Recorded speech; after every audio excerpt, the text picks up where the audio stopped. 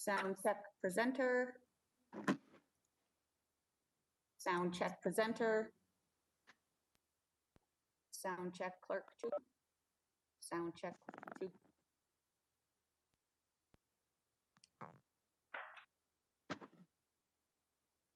Jeff, do you see where he is now?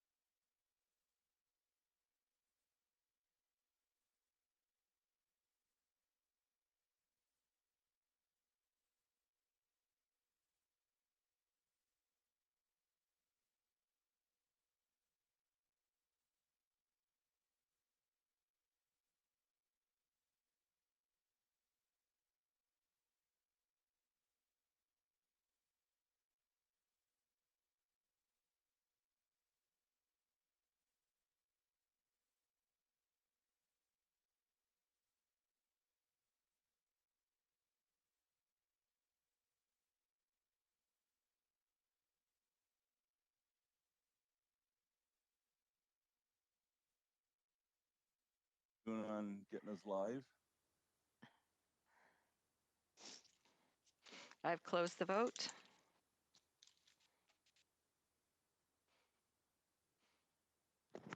We're good to go. Thank you. I'd like to call the meeting order. Members of the public are advised that our meetings are webcast live by the City of Hamilton and temporarily archived at the city's website. As well, a reminder that all electronic devices are to be switched to a non-audible function during committee meetings. Members are reminded that the 5-minute time limit will be adhered to during the meeting. Members can submit another request to speak if they require more time to ask questions or make comments. I'll now commence a roll call. Please indicate your presence when I call your name. Mayor Eisenberger. Councillor Wilson. Good morning. Good morning. Councillor Farr. He was there. Good Yeah, morning, he's there. Mr. Deputy Mayor. Can you Good hear me? Yes, I can. Thank you, sir. Good morning. Okay, thank you. Councillor Nan. Good morning, Present.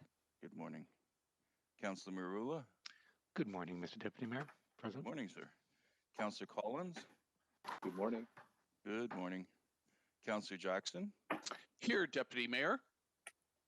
Nice to see you, sir. Councillor Pauls. I'm here. Welcome. Councillor Danko. Present. Thank you. Councillor Pearson. Good morning, Present, sir. Good morning. Councillor Johnson. Good morning, I'm here. Good morning. Councillor Ferguson. No. Councillor Vanderbeek. No. Councillor Whitehead. No. And Councillor Partridge. No. And that's it for that. Madam Clerk, any changes to the agenda today? Yes, 3, Mr. Deputy Mayor. The one change for today is the minutes from January 22nd, 2021. Thank you very much. May I have a mover and a seconder to approve the agenda as amended? Moved by Councillor Pearson, seconded by Councillor Jackson. Is there any discussion on the agenda? Seeing none, Madam Clerk, we'll go to the vote. Thank you, Ahmed. Thank you.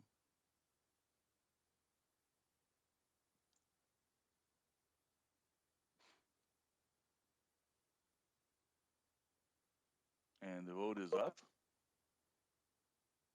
If anyone's having challenges, just let me know. Councillor Collins is a thumbs up. Councillor Pauls, did it come up on your screen? Can you vote? Perfect. Thank you very much. Much appreciated. The vote is now closed.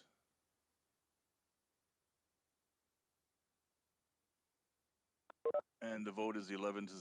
Thank you very much. So now we're moving on to declarations of interest. Members of the committee, are there any declarations of interest this morning? Seeing none, thank you very much. Approval of the minutes of the previous meeting, 3.1 on the agenda, January 22nd, 2021. May I have a mover and a seconder to approve the minutes of January 22nd, 2021 as presented? Moved by Councillor Johnson, seconded by Councillor Farr. Any questions about the minutes? Seeing none, the vote's up.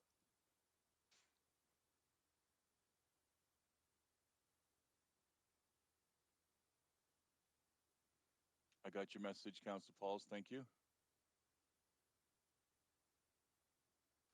Vote's closed and it carried 11-0. Presentations, item number 6.1 on our agenda, Corporate Services Department.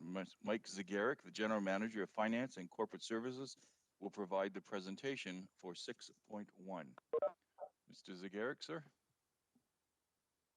Good morning through you, Mr. Deputy Mayor. Good morning on this, what looks to be a wintry Tuesday morning.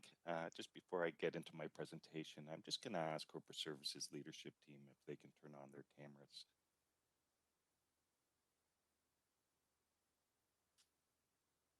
And I'll trust that they've turned on their cameras. They don't want to. I don't want to be seen, Mike. What are you trying to do?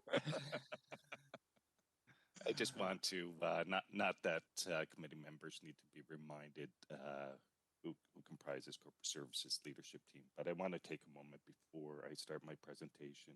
The last 12 months has really represented a lot of change for us. This is clearly the first time I've made a departmental budget presentation from my living room on a banquet table positioned in my living room. But but again, the one consistency I would say is in the previous 7 years that I presented the corporate services departmental budget, I've typically started off by stating how proud I am of the great work of the 500 strong corporate services staff. And this year, like previous years, I'm especially proud and thankful of the great work of corporate services staff. They've really pivoted during a difficult time. We talk about the many challenges we have as individuals and as public servants. I'm so proud, and I'll speak to their 2020 accomplishments as it relates to what we envisioned 2020 to look like, but as well as what we were able to accomplish and provide to the corporation and to the community surrounding the pandemic. So just before I got into the presentation, I just wanted to thank the corporate services leadership team and all corporate services staff. I know we have opportunities during the month of October, employee recognition, but I thought it was especially important that given the privilege I have to present their great work and their accomplishments for 2020 and looking forward for 2021 to 2024, that I recognize their undertakings and their great work. And again, I've said this previously, it really is a privilege to be before committee and present the accomplishments of corporate services, but I especially feel proud of what I'll be providing to committee as an update this morning. So Thank you very much. And Mr. Zagarek, when you were speaking, councilors were clapping virtually, so you couldn't hear it, but there was a round of applause going up. Thank you. So I will start to share my presentation. Please, thank you. Thank you.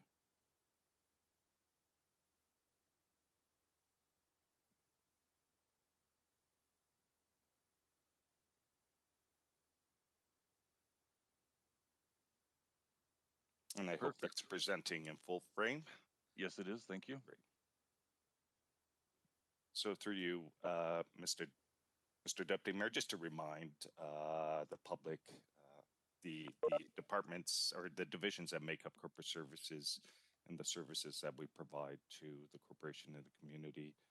Corporate services does strive to support the City of Hamilton's vision to be the best place to raise a child and age successfully through providing some critical support services and targeted professional advice in the fields of law, risk management, information technology, municipal governance, financial management, provincial offenses administration, and customer service.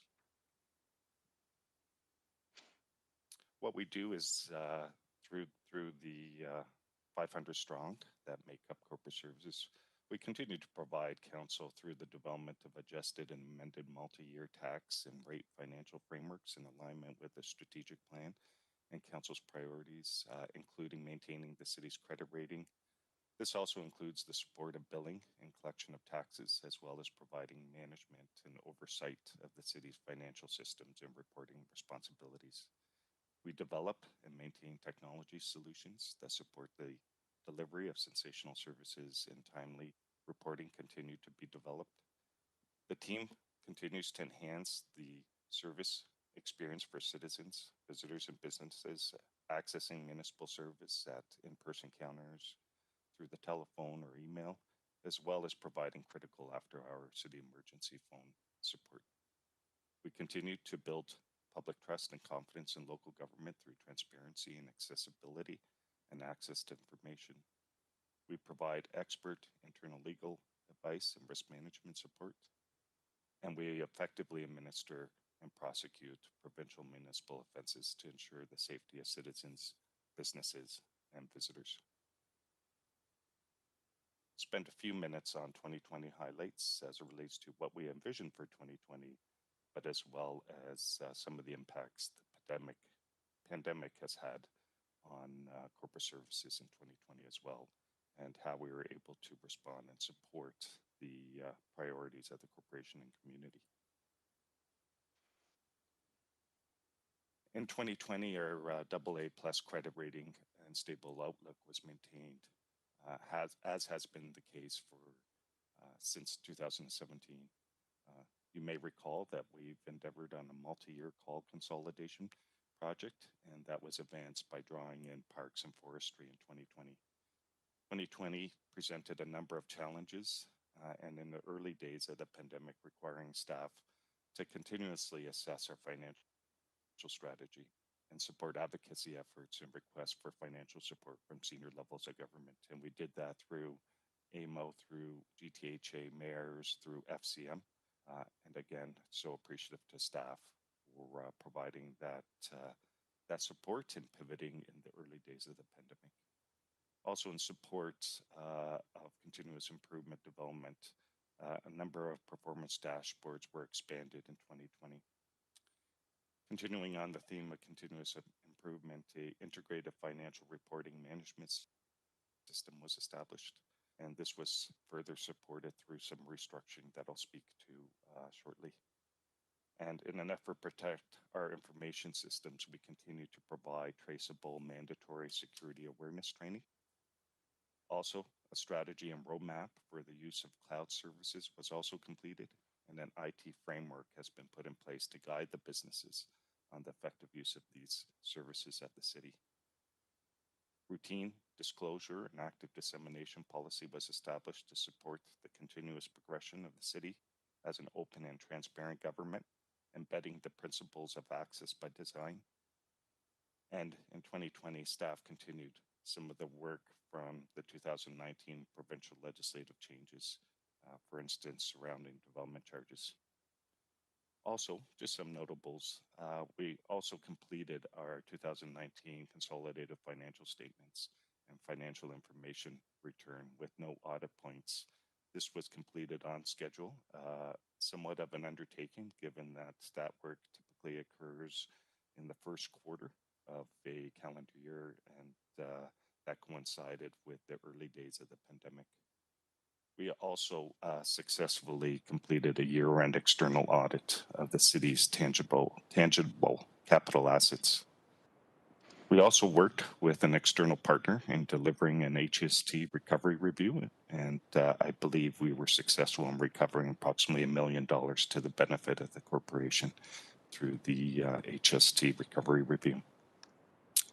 We completed a number of financial system upgrades, as well as the transition and implementation of electronic bid submissions.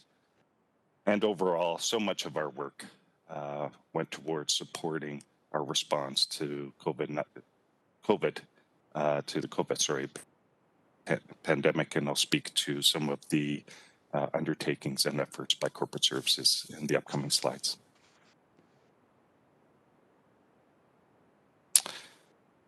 Just some metrics. So clearly the pandemic's had an impact on a number of municipal services, including some of the services that corporate services support. Marriage licenses were down about 42% in 2020 versus 2019. I'm going to assume that's related to the pandemic directly, and not sure how post-pandemic will impact that, but there may be a bit of a rebound around marriage licenses post-pandemic. FOI requests were down about 25% from 2019, and again, we will assume that because of the pandemic and the focusing of the community on the response around the pandemic, that in part contributed to the decline in FOI requests. But I'll also state that is one of the objectives we are striving to achieve through some of our transparency efforts, trying to affect that measurement. Calls to 546 City was slightly down from 2019, about 12,000 calls fewer than 2019, but still close to 600,000 calls in 2020. POA charges filed were slightly up from last year at about 87,000 charges filed. And our municipal service centers, while shuttered for part of the pandemic and currently are, served over 95,000 residents. It's just slightly down from 2019. I mentioned previously that our credit rating agencies, Standard & Poor's, reaffirmed the city's AA+ stable outlook. That's a positive outcome especially in the midst of the pandemic, and in part tied to the unprecedented financial support we received from senior levels of government. As it relates to IT, approximately 86% of malicious emails were blocked, which is down from last year, suggesting the city didn't receive as many malicious emails as a total percentage of all emails. We are continuing to make investments towards the security of our systems, and I'll speak to that in the upcoming slides. Taxpayers enrolled in our pre-authorized payment plans. It was slightly lower in 2020. We somewhat expected this. Council, in the early days of the pandemic, relatively early days of the pandemic, you endorsed a number of measures to try to provide some property tax support or relief through the waiving of penalties and interest. In order for taxpayers to subscribe to that, they had to opt out of the pre-authorized payment plans. So slightly lower, dropped down to just short of 44%. We expect that in part will rebound coming out of the pandemic. We may need to do some additional promotion around pre-authorized payment plans. It is a way that taxpayers can manage their financial budget, their household budget, in that they can spread out their property tax commitment, and it just provides for a little ease as it relates to budgeting. So again, slightly lower, somewhat expected because of the efforts from council around the waiving of penalty and interest.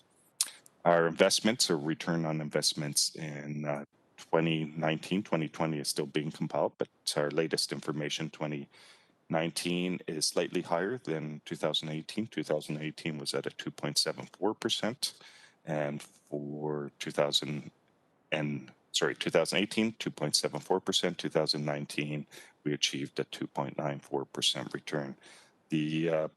The return on investments principally goes towards our reserves and the sustainability of our reserves, so a favorable outcome towards our financial management strategies. In 2020, litigation files that were resolved was down from 2019 to 2019. The litigation files that were resolved amounted to approximately 140. In 2020, that declined because of the pandemic and the closure of courts to about 103. So those are some of our departmental metrics, and I'll be speaking in a little more detail to the divisional metrics in the upcoming slides. It really is gratifying for me to observe that during the pandemic, our team continues to not only provide sensational support to our citizens and to the constituents, but they also recognize one another. We have a initiative within corporate services, a personal recognition, where colleagues and peers recognize the great work of their workmates, of their colleagues and peers. And in 2020, we had approximately 100 recognition notes. So these are notes, shout outs, corporate services staff to corporate services staff, and it's a wonderful way to get recognition from colleagues and peers. So thanks to all corporate services staff who participated. 100 represents about 20% of our complement. So again, thank you to all the corporate services staff who recognized the work and efforts of their colleagues and peers. Under managing change, we continue through the pandemic to try to prepare the corporation and corporate services as it relates to workforce planning and succession planning. I know this has been a topic for a number of years in the midst of some of the transition retirements. We do try to manage that in part through workforce and succession planning, but as well, that in part is managed through recruitment as well as, and we have been successful in 2020 in recruiting some high-performing, high-potential staff from other communities in part. We've enhanced training during the pandemic, recognizing the challenges the pandemic has created for providing training. And so, notwithstanding the impact of the pandemic, enhancements have been made to customer service training program to include some additional programs. And as mentioned earlier, IT delivered training on security awareness and on phishing emails, and are supporting self-service for some employees, especially those who are more familiar with technology, results in a lesser demand on our IT service desk, whereby employees will have access to this information so that they can problem solve their technology challenges. So for me personally, maybe a bit of a learning curve for me, but for some of our younger recruits, it's something that they've demanded is the ability to problem solve their technology problems, and we're supporting that through a number of initiatives through IT, and I believe we've achieved now 20 self-service programs to assist our employees. Under continuous improvement, we've improved performance reporting through some internal reporting and external reporting, and we continue to evolve the department service delivery model to allow for staff to work remotely during the pandemic. Just as a reminder, I don't expect committee to recall this slide during my presentation last year, but two efforts that I would have highlighted under our people survey and our response to what corporate services staff had asked for through our last people survey was the enhancement of our telecommute policy. And so through the efforts of IT leadership and legal leadership, we piloted expansion of telecommuting. And in no way were we doing that in anticipation of a pandemic, but it provided so much insight and allowed us some learning so that when we had to pivot in 2020 to a more virtual work environment, we were able to draw on some of the learnings from that action plan that came out of, and the pilot projects that came out of IT and legal services. So again, very appreciative to leadership and for their work in 2019 and 2020 around those efforts that really assisted the corporation in the early part of 2020 surrounding the pandemic. Some 2020 highlights, further highlights, staff identified and implemented alternative banking solutions for departments across the corporation, and that in part is tied to our response to the pandemic. We developed a cloud strategy and roadmap to better respond to new service delivery models. We implemented digital workflows for planning and economic development's Open for Business program for improved efficiencies in the process of development applications.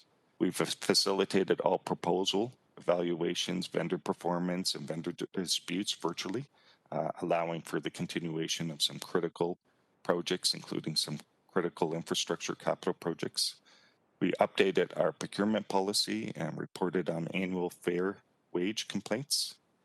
We implemented an upgrade to our IT service management tool, rebranded to IT Service Desk Online, which included the implementation of 20 additional self-service options that I referenced previously for corporate staff. And that's part of this IT's strategic theme under self-service enablement. Some further highlights is the development of an integrated financial management and delivery platform that allows for enhanced reporting and tracking, expansion of the digital channel to support the delivery of property tax information through tax support email and through the General Service Inquiries Ask City email account. Introduction of enhanced court digital filings and early resolution service delivery. Collaboration by legal services, financial planning administration, and policy and planning and economic development, preparing responses to changes in provincial legislation affecting Development Charge Act and Planning Act. And we developed a new development charge interest policy. Further, collaboration between accounts payable and IT, enabling city staff to process invoices remotely. This was in response to the pandemic. Collaboration with public health to source PPE for city facilities and the outfitting of our central stores. The IT desk implemented 20 additional options available to city staff. We instituted virtual public meetings for the apportionment of land taxes and municipal act appeals. We implemented the property tax assistance measures as approved by council. We provided innovative channel solutions to overcome service delivery challenges in response to COVID-19 pandemic and the need to deliver services remotely. Continuous improvement to our city IT infrastructure to improve reliability and reduce security risk. And we enhanced cash handling protocols through our internal compliance assessment process. Those are some of the work items, principally non-COVID related, but some of those were COVID related. And I just want to spend a few minutes speaking to corporate services response to the pandemic and how we pivoted in the early days of the pandemic. Just as a reminder, I think I spoke previously through one of the corporate budget presentations of some of the efforts of corporate services staff. We had approximately 20 staff who were redeployed to other areas of the corporation, including some areas being horticulture, public health as it relates to procurement of PPE, but as well within some of our traditional functions, just shoring up some of the finance administrative roles in healthy and safe communities, given the impact of the pandemic and workload in those areas. So approximately just less than 5% of our staff were redeployed in response to the pandemic. But beyond that, the balance of the corporation continued to provide sensational service as relates to their 2020 work plans, but as well as to the response to the pandemic. And this included delivering telecommute tools during the COVID pandemic, consisting of applications and services developed in cooperation with the Emergency Operations Center to help support technical requirements for essential services staff working remotely, including procuring and deploying technology hardware. I might have made reference to this in the past, and I apologize, but I think it's still noteworthy to identify some of these measures. VPN, this virtual environment, I can recall that in 2019, I had a conversation with our director of IT, Maria McChesney, and wanting to take some small steps as it relates to embracing virtual technology around meetings. We're all now quite familiar with WebEx and how to participate in virtual meetings. So going into 2020, we were considering some minor steps, some small steps, working with senior leadership team. But as a result of the pandemic, we had to secure and roll out approximately 2,500 VPN accounts to across the corporation, as well as about 1,700 Jabber accounts. We now have approximately 1,500 WebEx accounts that we have to manage, and not only manage, but train staff and support staff on. We also pivoted as staff were restricted in terms of working from home. We had to deploy approximately 615 laptops to staff so that to enable them to continue to work productively from home. And that includes these devices that we've all grown accustomed to that seem to be growing from our heads now, approximately 1,500 headsets. Some of us now look like our teenage sons gaming in our basements. As well as other technology, including cell phones and smartphones, approximately 300 new activations to support staff being able to continue to be productive and work remotely. Those were some of our early responses, and I just want to thank staff participating and having participated in the Emergency Operations Center. I know how hectic it was in those early days in trying to get technology into the hands of our critical staff as well as council. And so thankful of all the efforts, not only in those early days, but balance of 2020 continuing into 2021. We also implemented virtual meetings for apportionments and appointments and of the in support of Municipal Act and Municipal Act appeals, delivery of essential services through appointments and electronic processes. We, as a result of restrictions, we've had to evolve our service delivery, and that included working with citizens in establishing appointments, and that continues to evolve during the state of emergency with some further restrictions. In the midst of the pandemic, we also met provincial deadlines for various COVID funding commitments and execution of funding applications. We implemented the property tax assistance measures that were approved by council. We also created an easy refund process to pay hundreds of refunds resulting from the cancellation of city programs, including our recreation programs. We waived a number of fees, non-sufficient fund fees, admin fees, penalty of interest as approved by council to provide some immediate support to taxpayers. And just as a reminder, we did not execute on property tax sales in 2020, and that will be further assessed and evaluated going into 2021.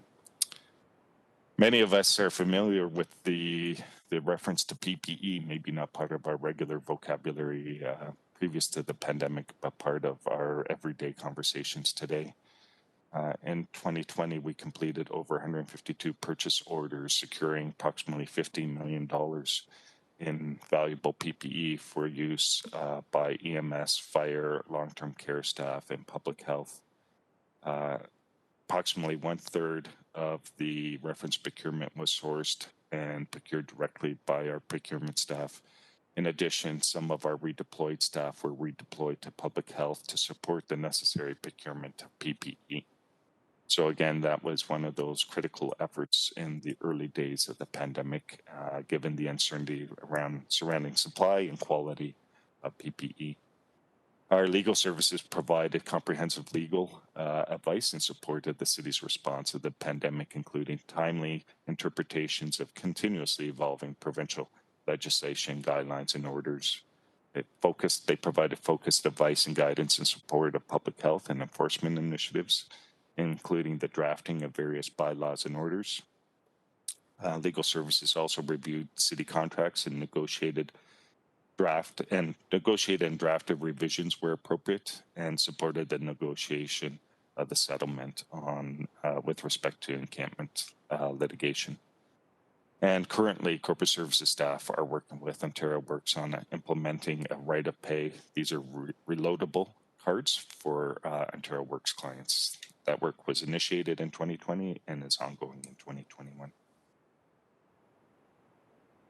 Just looking ahead to the period 2021-2024, just wanting to provide some sense as to what we see looking forward. Continuing around systems and software enhancements is we're expecting a continued reliance on technology. So we'll be looking at implementing new financial statement reporting software, implementing online employee expense system, working with HR, and looking at implementing a PeopleSoft system upgrade. Continuing to build a robust VPN infrastructure in order to enable continuations of the city services and expanded capacity for the remote workforce, as well as improving security of the city's network. Under investments, we continue to assess the prudent investor standard and look at further evolving our policies as it relates to our investment strategy. We are looking at integrating our budget and financial systems, and we're looking at launching the implementation of an integrated budget system that aligns our capital and operating budget process, as well as providing some enhanced dashboard features. We'll be implementing some new accounting standards and legislative changes effective April of 2022. We're expecting approximately 5 new accounting standards that will have to be implemented as part of our 2023 financial statement reporting. We'll respond to any future methodology and legislative changes around asset management, recognizing that will be an ongoing theme for discussion with Council, and Corporate Services will be working with Public Works on infrastructure asset management and continuing to implement the policy that's been approved by Council. Further on policy, we'll be looking to further update our procurement policy to implement sustainable and circular lens and a robust vendor performance program, and the development of a enterprise risk management policy forms part of our work plan for 2020. Continuing to look at our processes and ways to improve our processes, we'll support Kronos initiatives, including the expansion of Kronos into public health in 2020. And under continuous improvement and process improvements, we'll be working with our client groups involving Legend, which is the platform used by Recreation, as well as Amanda, which is a platform used by Planning and Economic Development. And as well, we'll continue to monitor market challenges and funding opportunities. This continues to evolve, including with senior levels of government, but as well as managing the market conditions and managing the challenges around our investment portfolio and strategy as well. And finally, we'll be working through our Provincial Offences Administration Office towards the transfer of some responsibilities to court administration from the Justice of the Peace, and it's principally 3 responsibilities: fails to respond, reopens, and request for extension of time to pay. That is now transitioning from Justice of the Peace to court administration, so that will be supported through our POA office. Continuing on with respect to looking ahead, we'll be managing and monitoring provincially mandated legislations. The one that we'll continue to support is the temporary wage enhancements that have been in part the response to the pandemic, as well as implementing self-service direct deposit changes for employees. We'll continue the implementation of our people strategies that I've spoken to previously.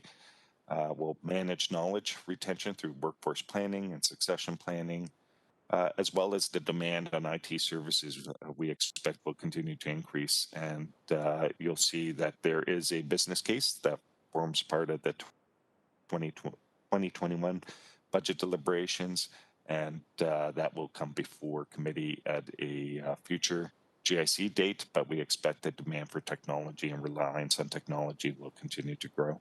And finally, we'll continue to support staff, especially related to mental health and well-being of our employees. We talk regularly about how this pandemic is impacting corporate services staff, not only our frontline staff, and in the early days in alignment with the Emergency Operations Center, we did focus on providing those preventative measures, whether it's shields or PPE, to ensure the safety of our frontline staff. We did align with the direction to work remotely. The majority of corporate services staff, non-frontline staff, are working remotely, and you can see that includes myself working from home. And that's required, as I mentioned previously, the rollout of the technology to enable that, but as well as development of some processes and policies as well. But we are mindful of the impact this is having on our staff. I can't imagine for those staff who might have young children who are trying to balance workload with interruptions in terms of learning, and in some cases having to support learning virtually.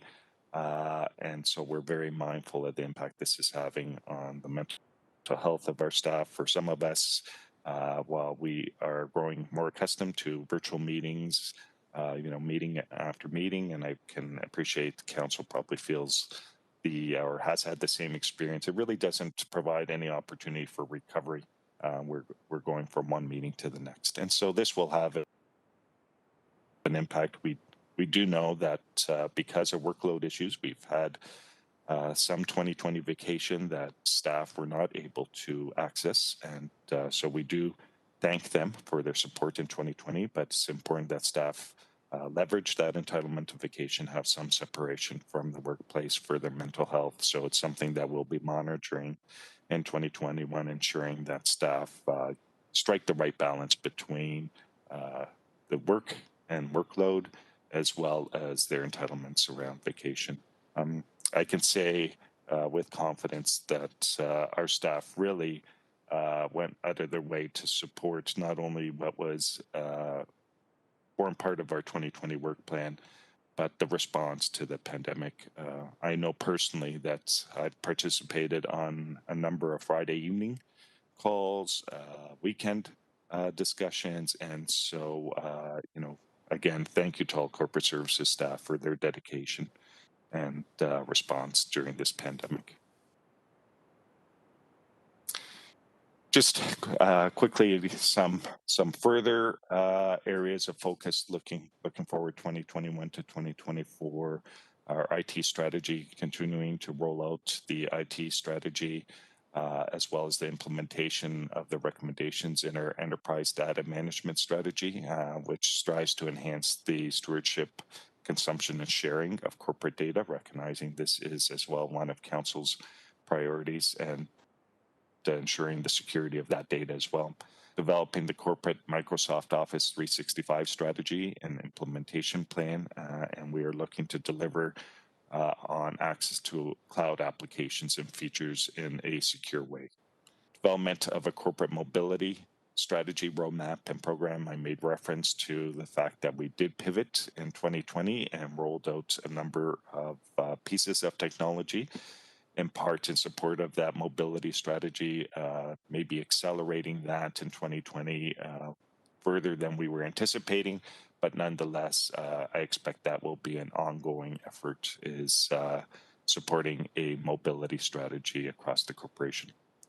We'll work with our Hamilton Police Services, EMS, and fire partners with respect to the radio trunk infrastructure upgrades, as well as process software upgrades, and including upgrading our property tax billing software and enhancing online services. And you'll hear that common theme is looking to enhance how we interact with our citizens beyond the call center encounters to online applications.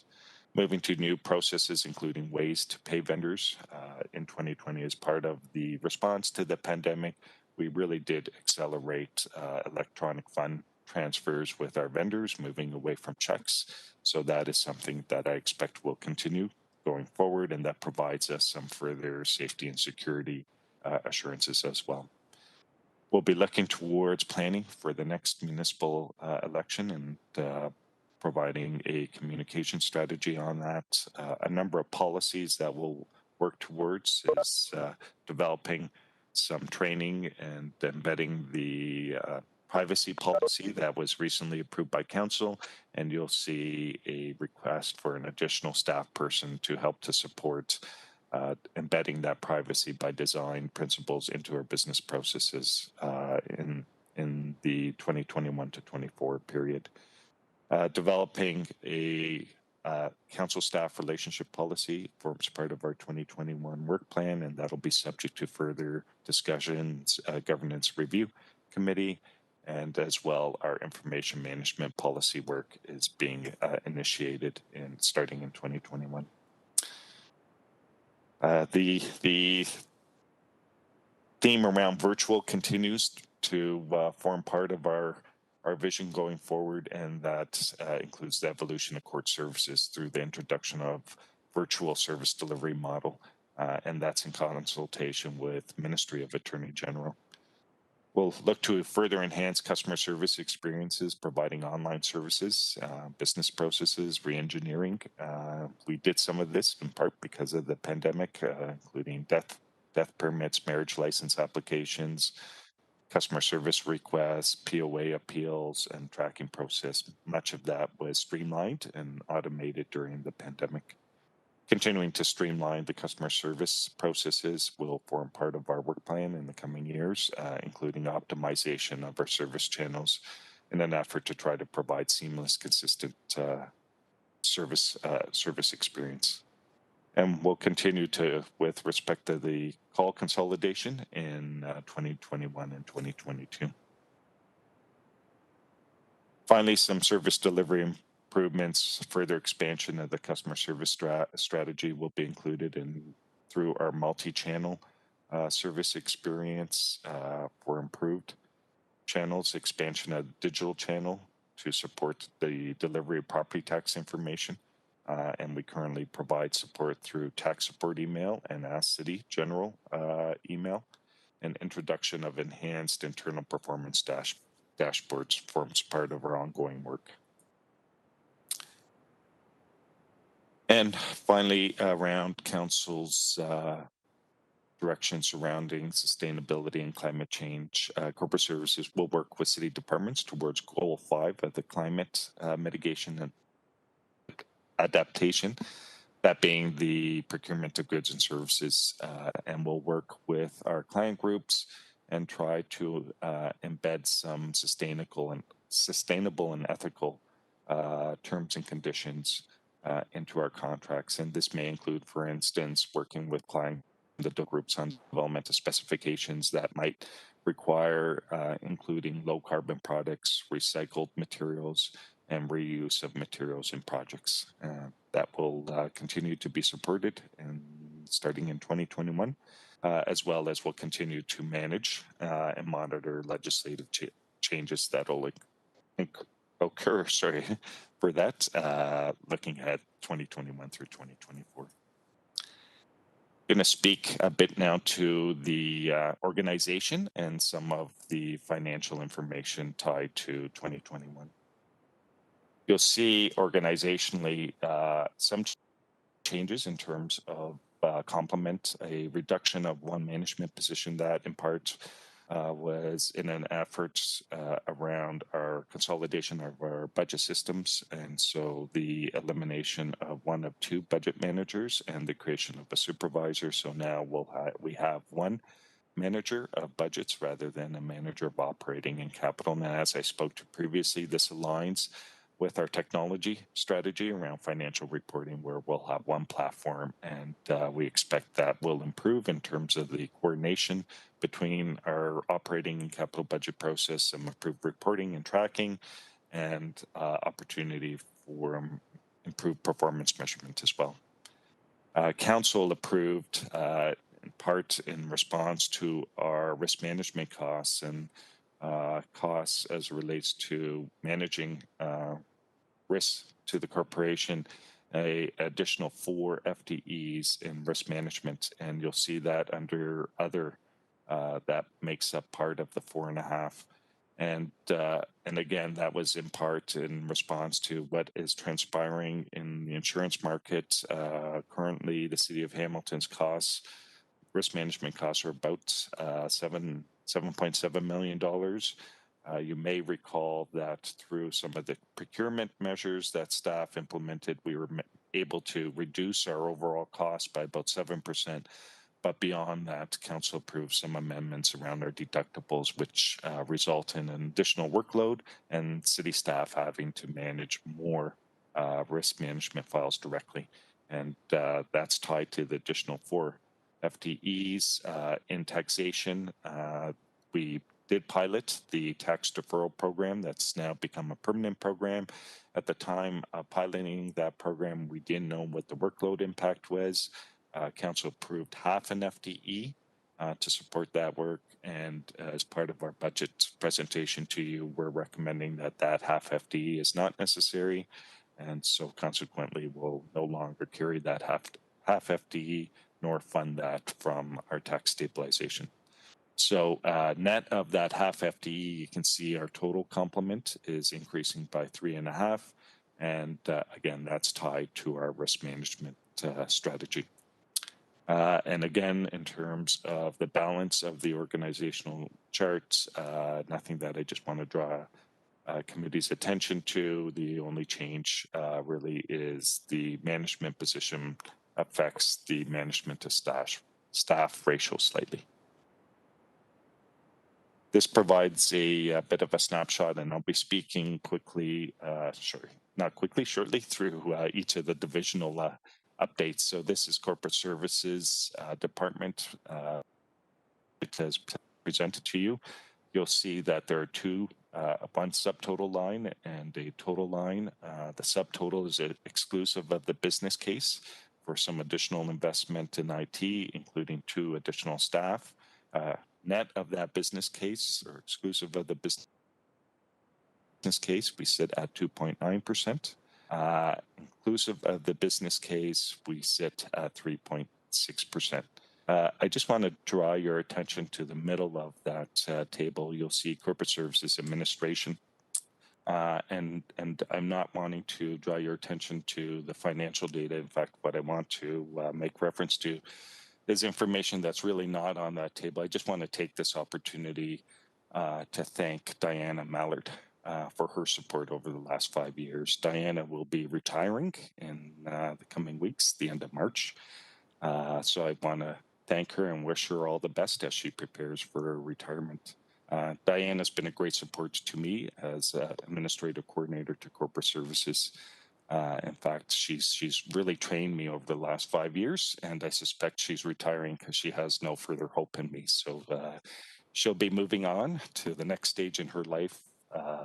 And beyond her dedication and her support, I really want to thank Diana for lending me her ear from time to time. We both have 2 children, my 2 sons, and Diana's son and daughter, Matthew and Kate, and we would share from time to time some of our experiences as parents and some of the challenges, but as well some of the celebrations. So I'm sure Kate and Matthew will do some wonderful things going forward, and Diana and Paul should be very proud of their children. So once again, thank you, Diana, for your support, and wishing her all the best on her retirement. Overall, in terms of corporate services, as you can appreciate, I've spoken principally towards the services that we provide to our client groups, but as well some frontline services that we provide to the citizenry. And you can see that employee-related costs make up the majority of corporate services pressures going into 2021. On the growth side, you can see employee-related costs are increasing by about $1.5 million. That in parts funded through chargebacks to other departments. Approximately $590,000 is recovered from other departments, as well as about $30,000 that's recovered from capital. As well, I made reference to the enhanced resources and risk management, and about 80% of those costs are recovered from other departments, leaving the remaining 20% forming part of our pressures in 2021. Offsetting that is some revenues, non-tax revenues, such as processing fee revenues and tax transfer revenues.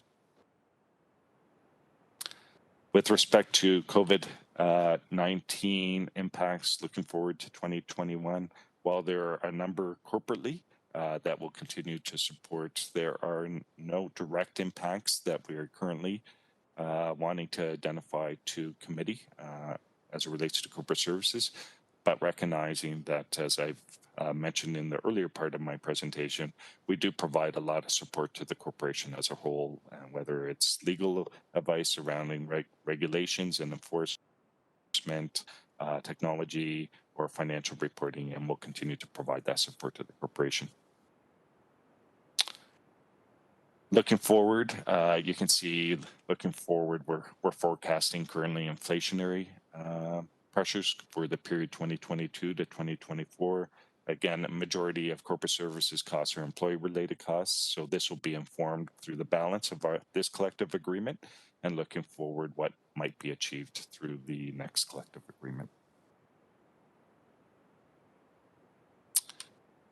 And with respect to efforts to reduce the 2021 budget, we did look at our at service continuity and transitioning staff in part to a remote service delivery model, and you'll see that represents some challenges, some pressures for us in 2021 with respect to software as well as some technology investments, including some necessary investments around the security of corporate of city data and our information systems. We'll continue to enhance our digital channels, and that will continue beyond some of our immediate efforts in response to the pandemic, and we'll look to continuing those efforts going forward. Channel alignment, I've spoken to the city's service channel options, and will continue to support access to city services, continuing with Counter's phone line, and the expansion into emails and digital platform as well. As well as we'll continue to assess funding opportunities, working with our client groups, and whether that includes federal, provincial, FCM, or other funding opportunities to help offset some of the tax burn for local taxpayers and ratepayers. So I'll spend a few minutes on the divisions very quickly. Organizationally, currently no proposed changes to the clerk's office, with the exception of the one council referred position in support of our privacy policy. So again, it's not captured in this organizational chart, as it committee and council still need to deliberate on that council referred items. You'll see that clerks is increasing by approximately 4.6%.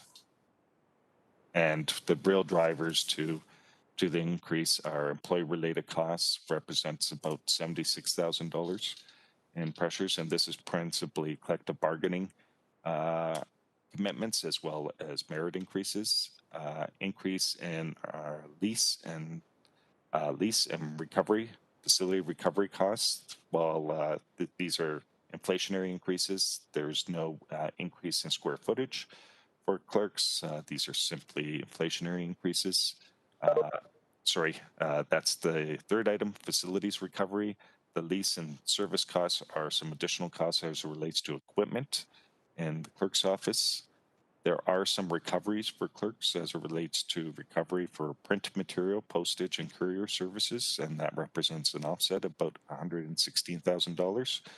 And finally, another impact is the reduction in contribution from reserve in an effort to ensure the election reserve is appropriate for the next municipal election. We are reducing a contribution from reserve to ensure the sustainability of that reserve. So that represents a further $44,000 pressure.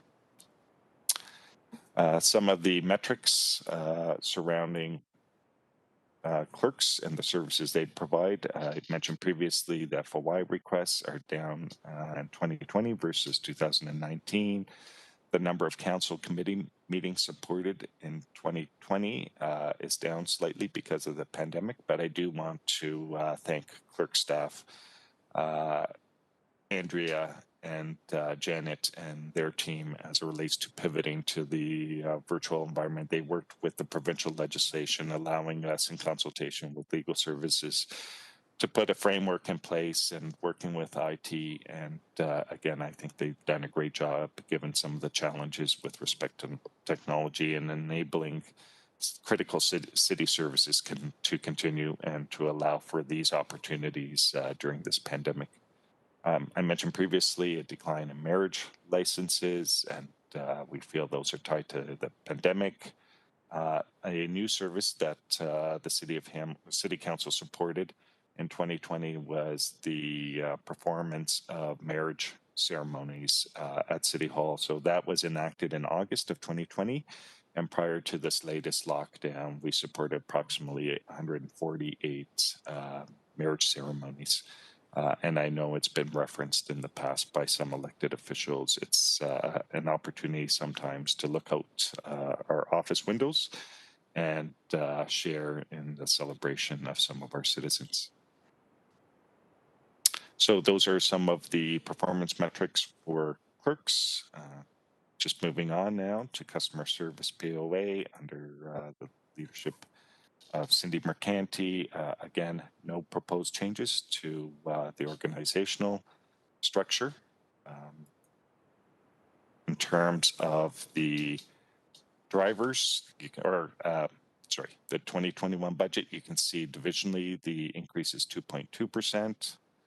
The driver is principally employee-related costs. That represents a pressure of $104,000, as well as a increase in computer hardware and lease costs of approximately $23,000. Moving on to some of the metrics. Again, these form part of my earlier slides, but you'll see the customer contact center number of phone calls slightly lower in 2020, but a reminder that, again, the pandemic had some impact as it relates to delivery and continuity of some of the services that we support. Municipal Service Center visits to the Municipal Service Center slightly down, and that includes some interruptions in the continuity of municipal service centers, and most recently under our current state of emergency where those are closed to the public. As well as POA early resolution, part 1 scheduled. It's slightly lower than in 2019. And POA charges filed, which is approximately 4% higher than 2019. And I am going to pause again and just recognize one of our staff, Wendy Mason, our manager of Provincial Offences Administration, is retiring at the end of this week. I believe Wendy's been a public servant for, and I might be wrong, but I believe it's approximately 40 years. And 21 of those last 40 years with the City of Hamilton as manager of POA. She's been a strong leader and really has fostered a supportive and engaged culture within POA. And again, I just want to wish Wendy all the best in her retirement. I know she'll fill some of her time with her grandchildren and family. So wishing Wendy all the best in her retirement. Just moving on to financial planning, administration and policy under Brian McMullen's leadership. The reduction 1 manager position was one of the reductions in manager of capital budget. We've now consolidated budgets under the leadership of Kirk Weaver as the manager, and that is the only notable change in terms of the org structure. Corporate services, you can see some adjustments across divisions. Overall is increasing by 5.7%, but there is a financing component to what's driving that 5.7% under investments, and I'll speak to that in a second. Employee-related costs are increasing by $68,000. Our caseware software licenses, this will improve our budget reporting going forward. That's a $30,000 pressure increase. Our computer hardware lease maintenance recovery, $41,000 increase. And finally, as part of the restructuring in this division was a reduced support for investments that would have reduced our draw on investment income of $114,000. So again, because of the restructuring, and then when we restructure, we need to ensure that any funds that are coming from non-tax revenues, including investment income, is going to support roles that principally support investments. Because of that adjustments, we weren't able to draw on investment income. The benefit will be that $114,000 will now go towards reserves instead to help the sustainability of the reserves. But noting, controlling for that $114,000 reduction in investment income, this division would have a 3.4% increase in 2021. Some of the metrics for the division: debt servicing costs as a percentage of property tax bill. We, as mentioned during earlier parts, principally around the capital deliberations, the lower cost of borrowing is having a favorable impact to the corporation and our ability to support infrastructure investments. Maintaining the credit rating was achieved in 2020. Some inroads with respect to non-residential assessment as a percentage of total assessment. We work closely with planning and economic development, and I'm sure that as part of Jason's upcoming presentation following mine, they'll speak to some of the positives in terms of outcomes around non-residential assessment, growth, and development. And finally, we're still compiling 2020 return on investment information, but 2019 was slightly greater than 18.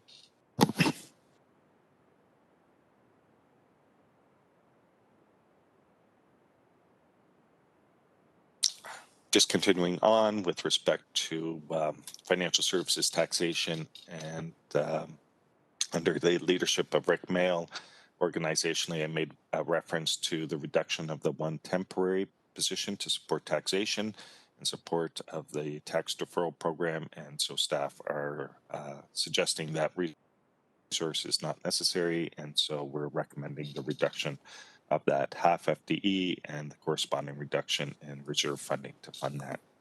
You can see that that this division is actually reporting a decline in 2021 net levy relative to 2020, while employee-related costs are increasing by approximately 184,000, and some pressures in printing, postage, courier services, computer hardware.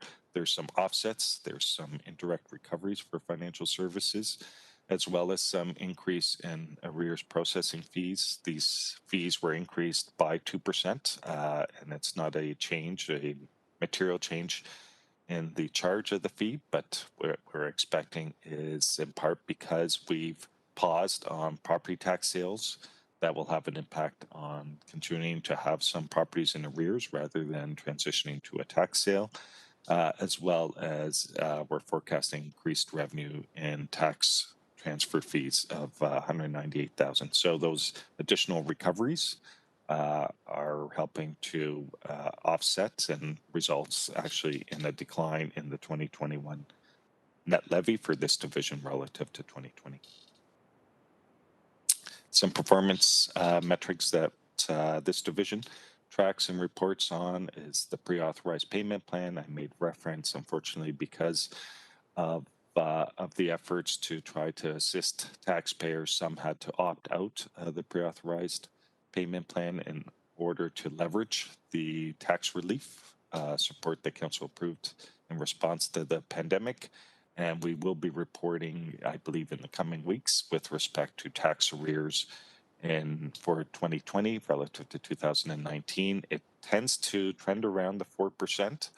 And when I've had the opportunity to review our latest tax reporting, which was for the end of October, I'm seeing about a 2% increase in the number of properties, about 1,400 properties that have outstanding receivables.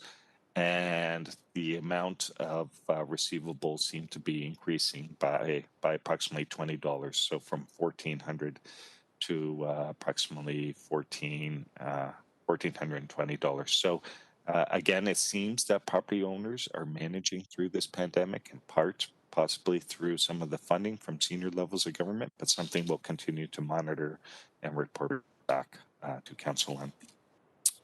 Moving on to IT, I know we've spent a considerable amount of time speaking to the efforts of IT around this pandemic. You can see exclusive of the business cases, no proposed changes in the organizational structure. For IT, the budget is increasing by approximately 2.8% in 2021 relative to 2020.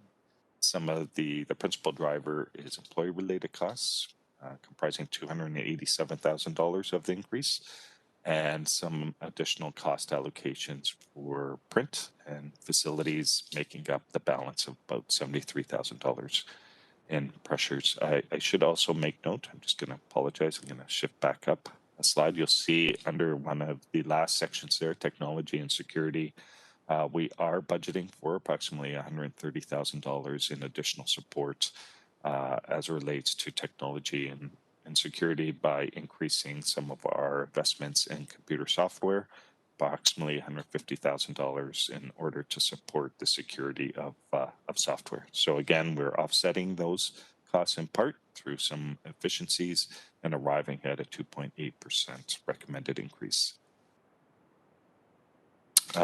I mentioned previously the malicious emails. Something that we're all sensitive to is network outages. both in the workplace and at home. And our average network availability in 2020 remains relatively consistent with previous years at around that 99.9%. And finally, the number of Wi-Fi users as we've responded to the pandemic with respect to closures to some of our recreation and our public spaces, you'll see that that's impacted on the number of residents who are accessing accessing city Wi-Fi as it relates to connectivity. So again, we expect that to be temporary as it relates to the pandemic. Moving on to legal services, risk management, the 4 FTE that Council previously approved, you can see are captured under the organizational change under risk management. You can see that the division is increasing by 4.8%. The employee-related costs represent the driver to this, $150,000. And I just want to make note, this includes the 4 FTE and the additional investment in risk management. Net of that investment, that additional 4 FTEs, legal services risk management would be coming in at 0.5% 2021, a levy increase relative to 2020. So the principal driver is the 4 FTEs to support our managing of our risk management portfolio and developing that risk management enterprise model going forward in 2021. Some metrics that legal and risk management monitor and report on is a decline in the number and value of procurement contracts. This in part would have been impacted not only by the size of some contracts like the wastewater, but as well as the pandemic.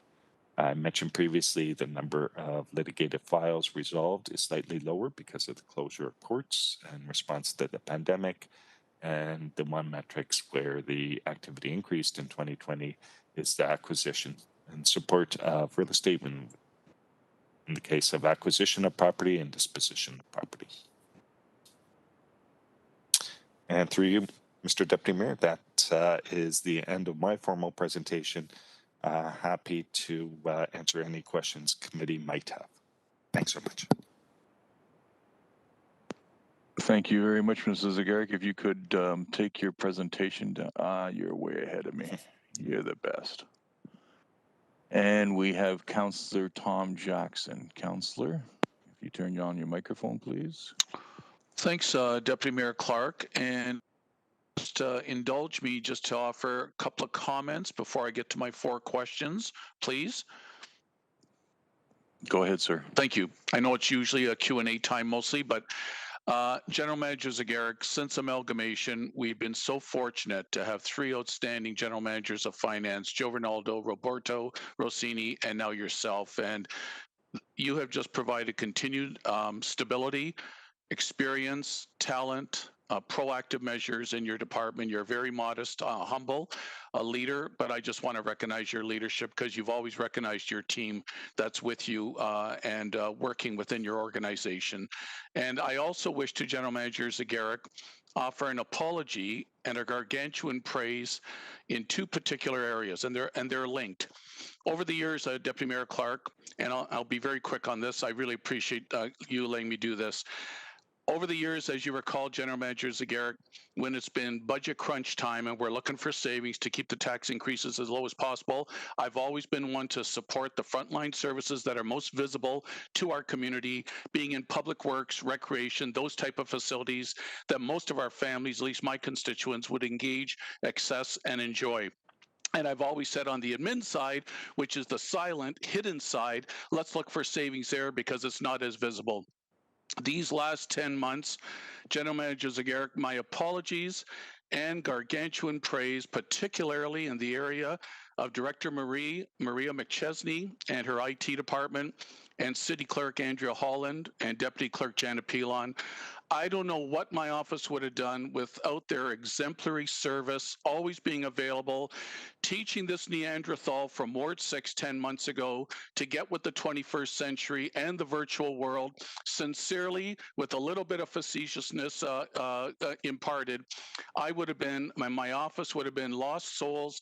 They were just outstanding. They took the time and they prepared my office so well that not only could I traditionally serve my constituents, which I will always do in the traditional manner, but have to do it with the virtual measures that are now before us and that are much needed given this awful pandemic we're in.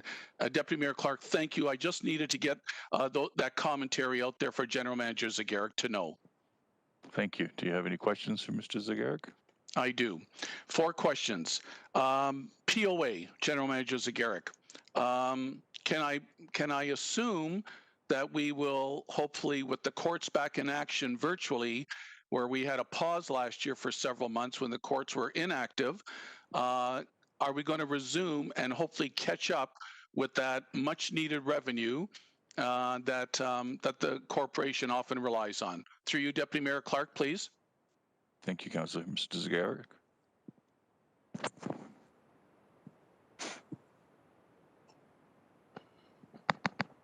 I'm sorry, Mr. Zegarac, your microphone might be off. Sorry, I'm sure it was Mr. Deputy very Mayor. it was very enlightening, I'm sure. Well, it was, and I forget what that was that I just said. But I'm going to invite. So short answer is, but I will invite Cindy Mercanti and Nicole Audi to add some context to where we are with respect to the timing of the virtual courts and some of the ongoing efforts that POA administration and prosecution. I think there may be a misconception that with the closure of the courts that staff were idle, and that wasn't the case. Staff were still preparing some administrative work as well as preparing for prosecution.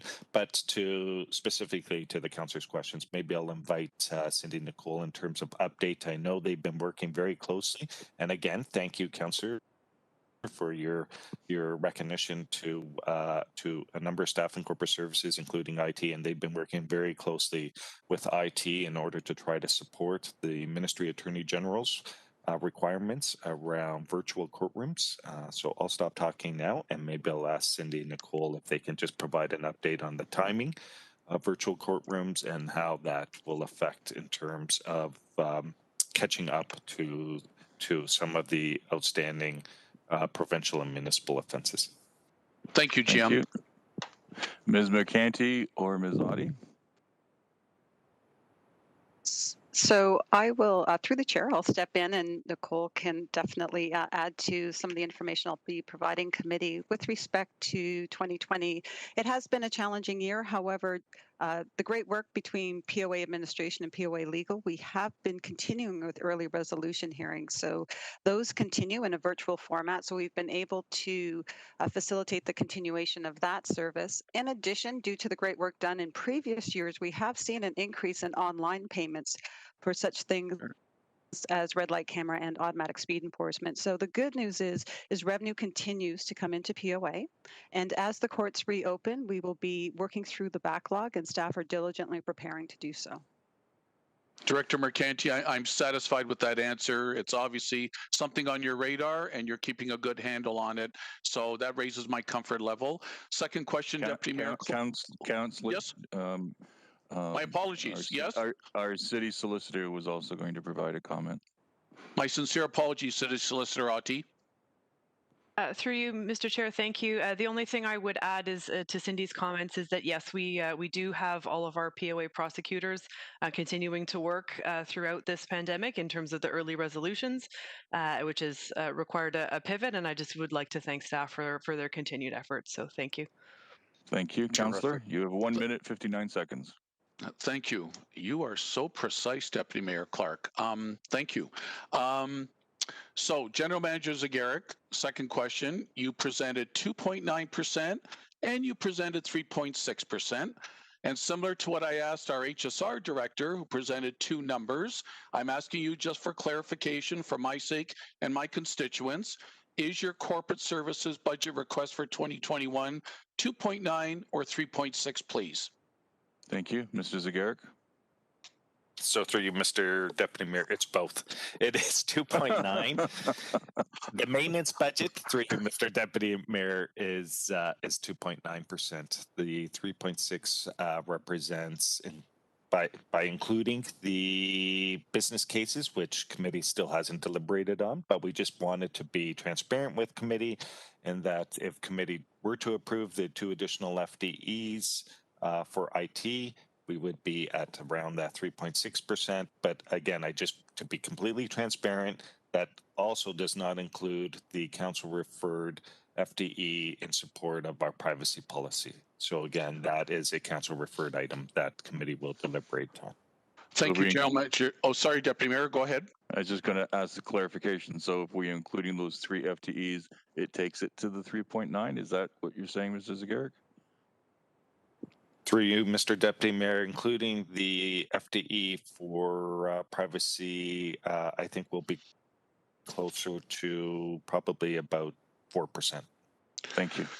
So, Deputy Mayor Clark, staying on that, is this the time that I can drill a little further down, General Manager Zagarek, to hear from you or Director McChesney? You're saying 2 of those 3 positions would be to further enhance and support IT. Again, to my opening remarks, I've never felt the greater invaluableness of the IT department than I truly have the last 10 months on behalf of my office and my constituents.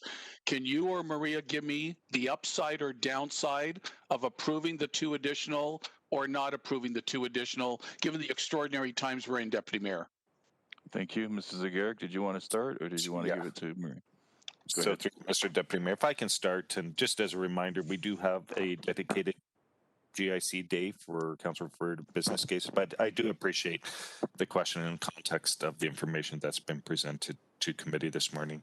I made reference to the development of a cloud strategy, and that continues to be an area that will evolve. How we provide support to our client groups, and that informs part of the rationale for the additional investment. Over the last number of years, we've referenced the change in the marketplace as it relates to IT solutions and the transition from licenses to subscriptions, and that requires some further oversight around the cost of subscriptions and contract management for IT solutions. Privacy and protection of data and our IT systems, that continues to be a requirement and a necessary investment, and you'll see some of that I referenced was captured in the IT's maintenance budget. But I'll invite Maria now to expand on what she sees as some necessary further investments, some challenges for IT, and again, this would be in advance of further information that'll come before you through the council referred and business case discussions. My apologies, General Manager Zagarek, if I preempted a further presentation at GIC down the road. I apologize. So through the chair, I just want to add to Mike's comments. Mike summarized 3 of the key areas, but the other point I want to make is we are continuing to see an increased demand for our services across the city, with many divisions and departments looking at how they can improve their service delivery. Many of them are leveraging technology solutions for that. So just to add to what Mike's saying, the other reason for the additional FTEs is to deal with the increased demand of requests coming into the division. Okay, thank you, Director. How am I doing with my time, Deputy Mayor? 52 seconds, sir. Thank you. Thank you for the explanations, Maria. And Maria, please, again, to your entire team, all the praise and accolades from Ward 6. Third question, General Manager Zagarek, you mentioned on one of your slides, monitor market challenges and funding opportunities. Do you want to elaborate and explain more? Is there areas of risk that we could get higher returns on investment, but we want to be more conservative during the pandemic time? Could you elaborate a little further on what you meant by that? Through you, Deputy Mayor Clark. Thank you, Mr. Zagarek. So through you, Mr. Deputy Mayor, I do appreciate the question. We continuously try to manage our investment portfolio within the strategy and policies approved by council. What we do have an opportunity, and this is through some changes in provincial legislation, is around prudent investor status, and whereby municipalities, through a change in the governance over with respect to investments, can participate in equity markets.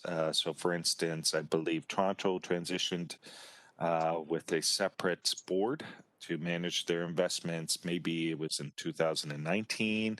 I think most recently Muskoka in 2020. It represents some opportunities. It obviously represents some risks.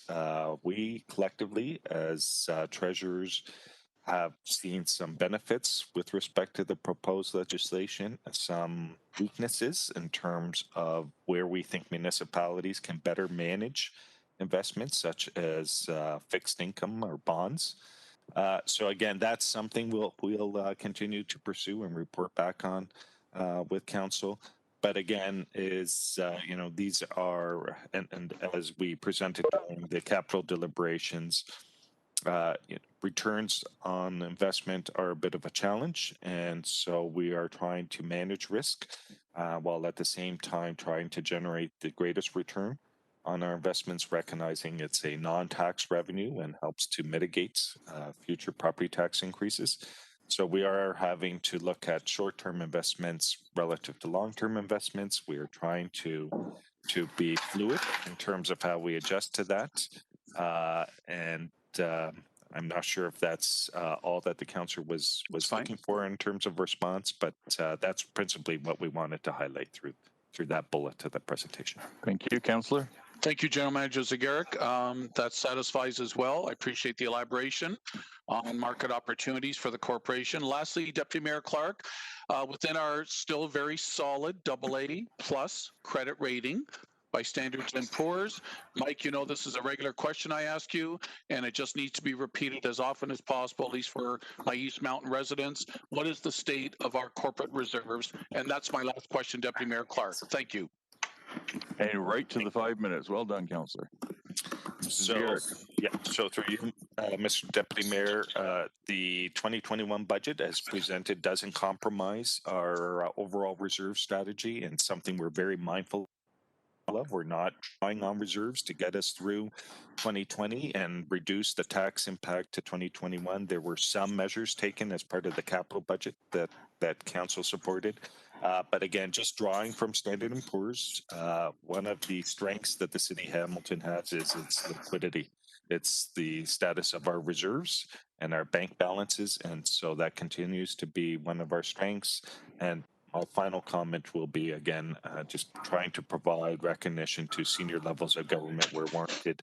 Is the unprecedented funding as relates to the pandemic has really assisted us to get us through 2020 and not to have to draw down significantly on those reserves. And so, again, that's assisted us as it relates to maintaining that AA plus with a stable outlook. Forecast. General Manager Zagarek, thank you very much again to you and your leadership and your entire corporate services 500 employees. Exemplary, outstanding work, especially over the past unprecedented year. Thank you, Deputy Mayor Clark. Thank you, councillor. Any further first-time speakers? Councillor Vanderbeek. Oh, sorry, councillor Johnson, you have a question? Yep, thank you. And I did send Stephanie Paparella a question. If we can ask questions about all 55 slides, or because I had to step out for a meeting with your legal team, and I've just come back, so I just want to know what the parameters are, please. Yes, you can. Thank you. So first of all, good to see Maria McChesney. Always good to see you. Thank you. Thank you, Councillor. Mike, on slide 18. I noticed that for your department budget, when we go to Public Works and some of the other departments, they leave a little bit of a footnote for human resources. Apparently, they are billed human resource services. Is your department do the same? Get a dedicated human resource. So through you, Mr. Deputy Mayor, the model varies slightly across departments. We share in human resource supports across some of the the departments. So we share resources with City Manager's Office and Planning and Economic Development. So we're supported through HR, either through our occupational or through recruitment. We share resources. Thank you. And if these questions have been asked before, please let me know and I will take them offline. No So, problem. Mike, when I look at specifically the legal department, it's at $3.5 million this year and it's headed to $4 million in the next 4 years. So does the legal department bill different departments for their services? We're going to be going to planning next. I see that we have 14 legal staff that work just on the planning department. Does the planning department pay for those 14 staff for all the OMBs, LPATs, appeals, the meeting I just had 2 minutes ago? Yeah, so through you, Mr. Deputy Mayor, that's a great question. We do have that model. We have a cost recovery model for legal services. And I'll just try to pull back up the slide because I think I had the gross and the net number in for legal services. So just give me a second to go back to that slide. And I think it was slide 52.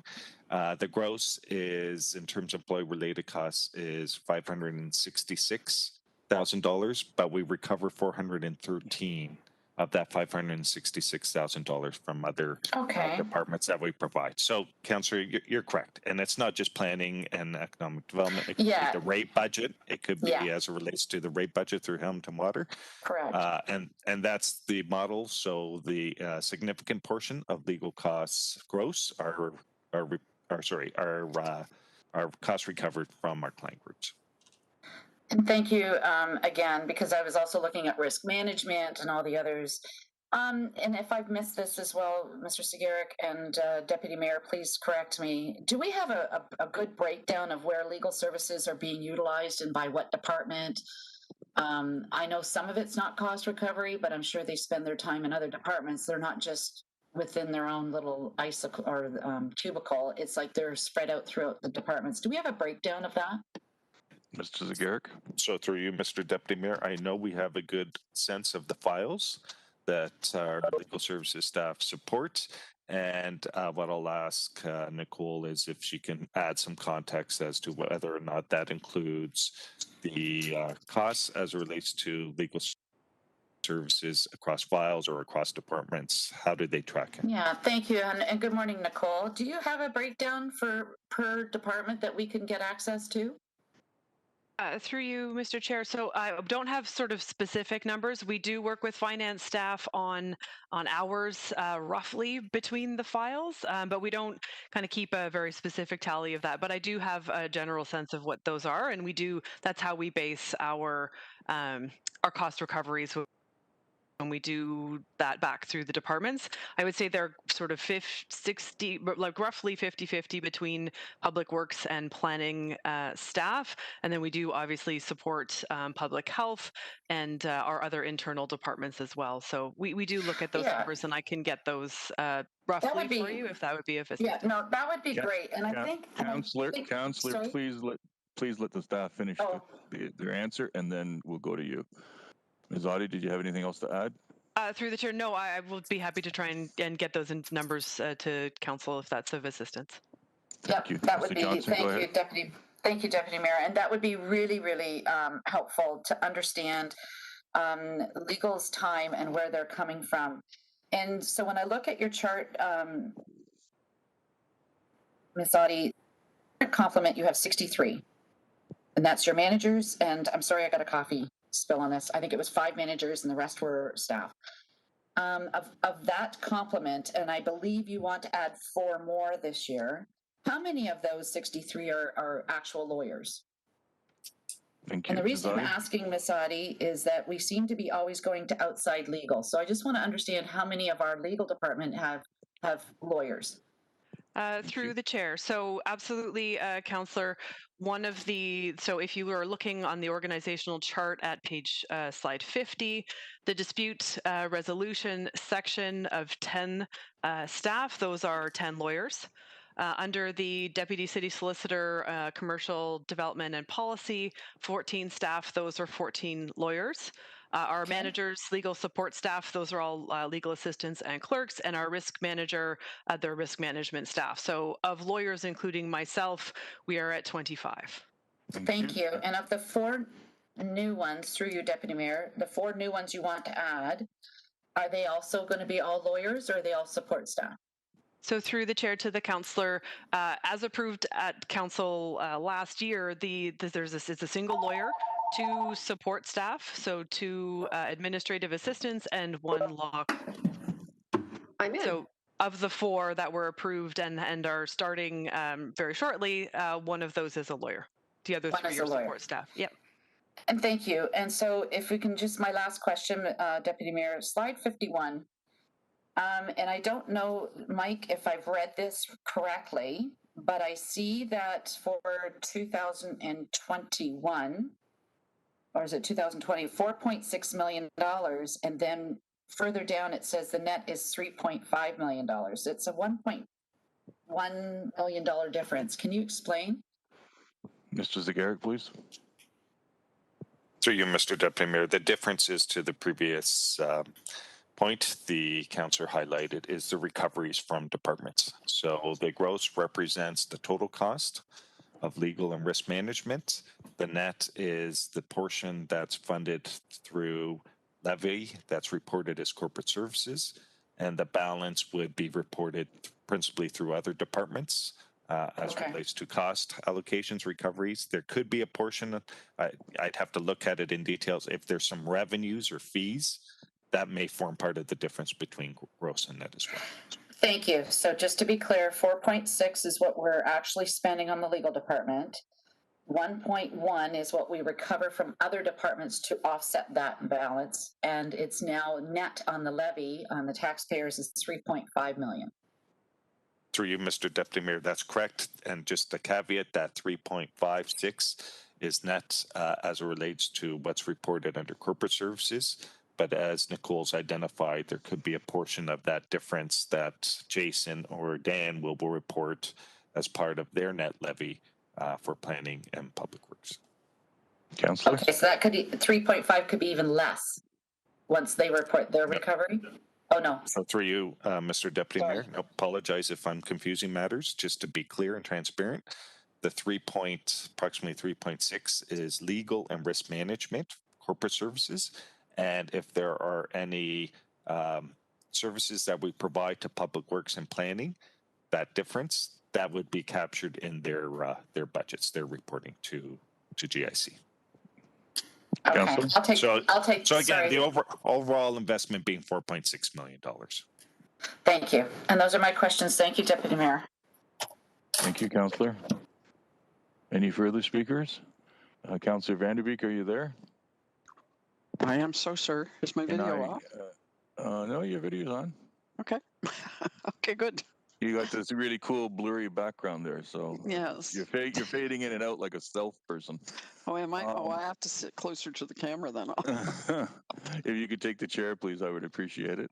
I'm happy to do that. Go ahead, sir. Thank you very much. So, through you, Madam Chair, my question is with regards to the book on page 142. So this is the legal division. Sorry, Nicole, we're not picking on you. Just I'm going through the book. I got the question. The one thing I couldn't find in this breakdown is third-party outside counsel costs. So we hire, my understanding is we hire a number of outside lawyers from time to time within the city, but I don't see anywhere where it's accounted for in this document. Did I miss it? Through the chair. So I will start and then perhaps Mike can supplement. So Councillor, what we do is we have an annual report that comes to council separately where we itemize some of those external costs. While they are generally included in this number, we do identify those through a separate report that comes to council. And Madam Chair, can I ask when that report, I just honestly don't remember. So when would that report be coming to council? Through you, Madam Chair. So that report, we have a target of towards the end of February, but given some challenges, it may be early March where we bring that report. And it has a joint component of not only the general legal services, but we also had last year, and are continuing to provide the in-camera sort of litigation update that specifies, I think, frankly, where some of those external costs do come in. And just as a reminder to council, we do endeavor as much as possible to have all of our costs and files handled in-house. There are certain occasions where, obviously, for either workload, but primarily for particular areas of expertise where it's not practical to maintain specific legal experience on our team, we do occasionally go out for that expertise on particular files. So thank you. Councillor. For an example, it would be like environmental law or something like that, correct? Through the chair, yes, that would be an example in particular. Thank you. Madam Chair, to Mr. Zagaric, I think communications is now under the city manager's department. There's not communications in your division anymore, correct? Mike? Yeah, that's correct. Okay, thank you. I'll wait for the city manager to come forth. I appreciate that. Those are all my questions. I'll take the chair back. Thank you, Councillor Vanderbeek. I'll relinquish it. Thank you very much. Okay, I have no further speakers, so I need a motion to receive the presentation. And that was moved by Mayor Eisenberger and seconded by Councillor Partridge. And we'll call the vote on that.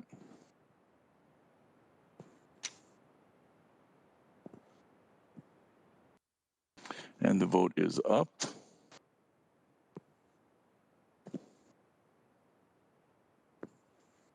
Councillor Partridge, I'm glad to see you got home safe.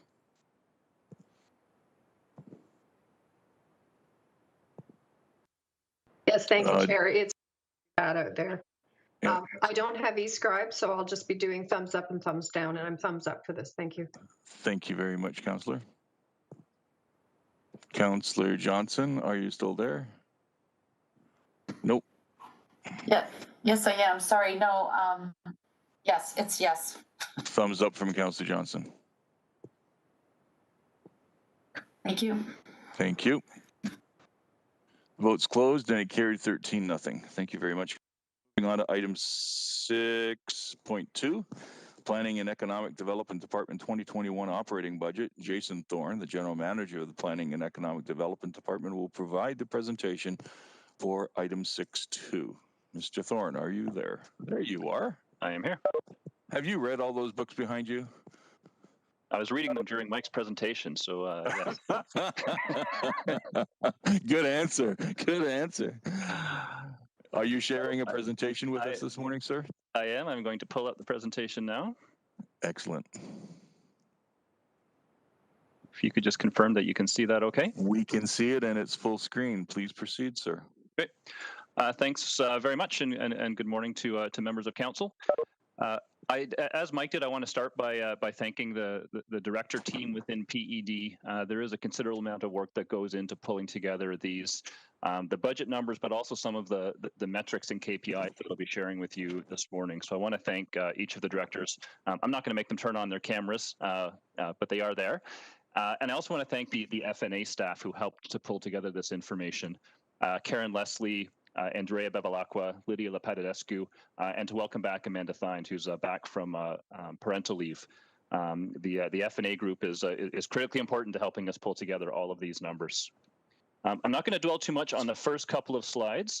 This is the PED mission statement, which I believe council will be well familiar with. And the next two slides are the 16 different service areas that are offered through PED. And I won't be talking about all of these in the budget presentation, but I'll be hitting some of the highlights of the 2020 work plan, some of the 2021 activities that we have coming up. And as I mentioned, I'll be talking about some of our KPIs as well.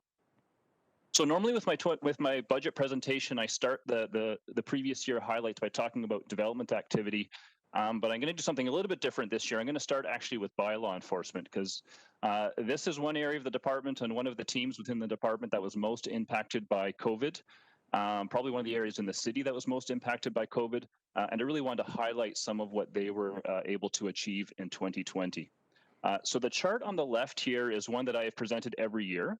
This is the number of calls attended per year by the officers within the bylaw and licensing team. And I think what's important to note there is it was relatively consistent in 2020 with previous years. So the usual work around property standards, noise complaints, animal control officers going out into the field, that continued in 2020. And I think what's remarkable in terms of what the bylaw team was able to achieve this past year was while that work continued, they were taking on a significant amount of proactive enforcement and education around the ever-changing regulations and rules relative to COVID. So that proactive work really isn't reflected in that chart on the left. So this is the work they do going out to parks and trails and waterfalls and golf courses and the escarpment stairs and going out to businesses, which was a significant amount of work in the previous year that's not captured in the usual chart that I share on the left. But to give you a sense of it, we created a new chart, which is the one showing on the right. And what this is showing is the number of calls for service that came from the public through councillors' offices, either directly or through the EOC council liaison role that we set up.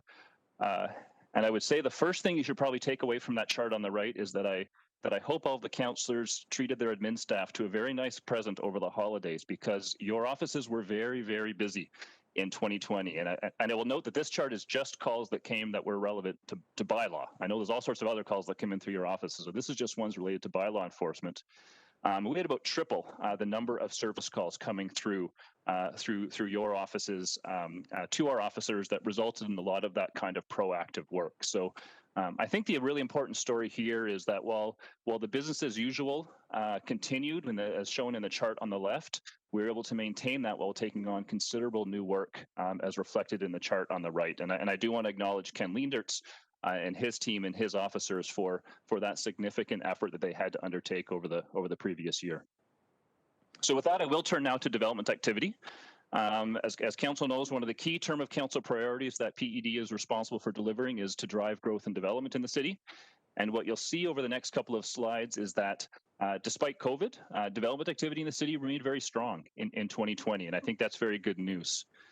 This is a testament, I think, to the city staff who had to completely pivot and change how they were dealing with development applications. It's important to note that we never stopped. We were always accepting and processing applications all through COVID. I want to acknowledge as well the various volunteers who sit on Municipal Heritage Committee, Committee of Adjustment, Design Review Panel, and councillors as well who sit on Planning Committee, that all of those bodies had to find new ways of continuing to process development applications so this work could continue. And then I'd be remiss as well if I didn't thank our partners in the development industry. So the builders, the tradespeople, the developers, the planners, engineers, architects, who really worked closely with city staff to try to find new ways of working together to make sure that development didn't miss a beat this year. And I think what this chart on the left shows is that it really didn't miss a beat. This map shows and chart shows the construction value of building permits in 2020.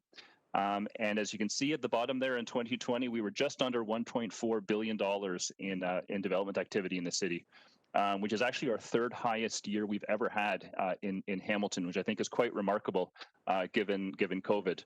The map on the right shows where I always call them the hot spots are, so where the highest levels of activity were. And it's fairly consistent with the past couple of years. A lot of activity in the downtown core, a lot of activity in Waterdown.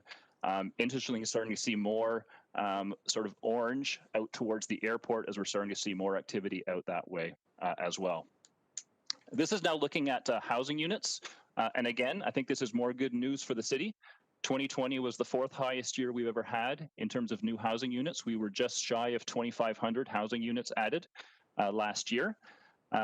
And you can see an interesting trend here as well. The red bar on this graph is total housing units. In blue, we see the single, semis, multiples, and then green is apartments. And over the years we've been tracking this, we're continuing to see that shift towards apartment units. Last year, we had over 1,000 apartment units for the first time, or for just the second time that since we've been tracking this metric. And it's getting close to around a 50-50 split. So if you go back about 10 years, we were typically reporting about 10% apartment units. When I first started presenting this chart to council about 5 years ago, we were around 25-30% apartment units. And we're starting to creep up in 2020 close to a 50-50 split. So that's a significant trend that has been continuing over several years. We'll shift now to talk about non-residential growth. Again, this is one of the key term of council priorities to grow the city's non-residential assessment base. And we continue to see strong non-residential development in the city. We're at about $400 million in 2020. And the really big story here continues to be industrial activity. We're at $242 million in industrial activity, which was the second highest year on record that we had in 2020. Norm shared some of this information with his active action plan update a couple of weeks ago, and he noted that council had set for us a stretch goal of $2 billion over the 5-year period. And with the record years for industrial in 2019 and 2020, if you factor in the development around the airport that's actually not reflected in these numbers, we actually hit that $2 billion mark over the last 5 years. And this is another big story from 2020. This is non-residential, but we've peeled out the institutional development. So this is just commercial and industrial, which are really the big tax generators for the city. And 2020 was a record year by far, significantly over 2 million square feet of commercial development. Again, Norm spoke to this one as well. The stretch goal we had set over the last 5 years was to hit 7 million square feet. And again, if you take into account the big year in 2020, some of the activity around the airport, we're pretty much at that 7 million square feet of commercial and industrial GFA over the last 5 years. So this summarizes some of what I think is some pretty good news. Third highest year ever in total construction value, fourth highest year ever in housing units, second highest in industrial construction, and a record year when it comes to that commercial industrial GFA. In addition to seeing strong development activity in 2020, development application activity, it dipped, but it didn't dip a whole heck of a lot. So I'm going to start here. This is building permits. So you do see that there's a drop there in 2019 and 2020, but much of that can actually be explained by an Open for Business initiative that we initiated back in 2019. Prior to that, we were issuing separate building permits for the building and for the water and sewer connection. So each house would essentially have 2 building permits tied to it. We thought it'd be more efficient to combine those into a single permit, so that was done in 2019. So that really accounts for about 1,500 applications per year. So if you build those back into 2020, we're really only down about 5% in terms of building permit application activity in 2020. So a dip, but not a significant dip. This now is all of the different types of development applications, so site plans, variances, zonings, et cetera. Here you see a bigger drop, and we've been tracking this one throughout the year. And overall, we had a drop of about 30% in the number of development applications coming in the door in 2020. So it's a big drop, but again, it's one that is probably not as concerning as it may first appear, because much of that is actually minor variances. We had a drop of about 200 minor variances in 2020. And a drop in variances is less of a concern for a couple of reasons. One is that it's typically tied to sheds, decks, pools, that sort of thing that doesn't necessarily have a big economic impact on the city. They're also a low fee application, as low as about $600 for a minor variance. So it doesn't have a big impact on our revenues. And on the upside, the higher value application types that generate more development activity, official plans, plan of condominium, subdivisions, major rezonings, some of those were actually up a little bit, or at least maintained their levels in 2020. One area that we are keeping an eye on that is a bit of a concern is around site plans. So we were down about 50 site plans in 2020, and they had been down about 50 the year before as well. The reason that one's important is because site plan is really the last key planning approval we have prior to building permit. So a dip in site plan activity could suggest that we'll see a little bit less development activity in 2021, 2022. So that is one that we are certainly keeping an eye on. This is another one that I don't normally put into the presentation, but I thought I would share it because I think it tells a similar trend to the previous slides. In that in 2020, the number of applications for our various financial incentive programs was down in 2020. Some application types remain strong. Brownfield, our race grants, Brownfield program is relatively steady. Our heritage grants remain steady. Much of this drop off is actually in our facade improvement program. which is, again, not surprising. If you think about the facade improvement program, that tends to be a program that is applied for by some of our smaller businesses, smaller retail stores, restaurants, things like that. So 2020, they obviously weren't in a position to be investing a significant amount in their properties. So we did see a dip in those facade programs. Maybe a little more concerning is the tax increment grant programs. We had just 6 of those in 2020, whereas in the previous years we were around 15. Those ones are a bit more of a concern because they tend to be tied to larger developments, major multi-residential developments, things like that.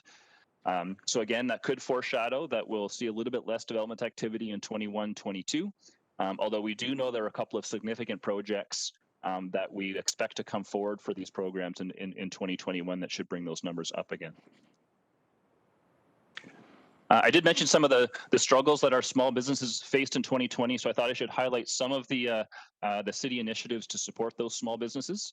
Our Hamilton Business Center, what we used to call our one-stop, was as busy as usual in 2020.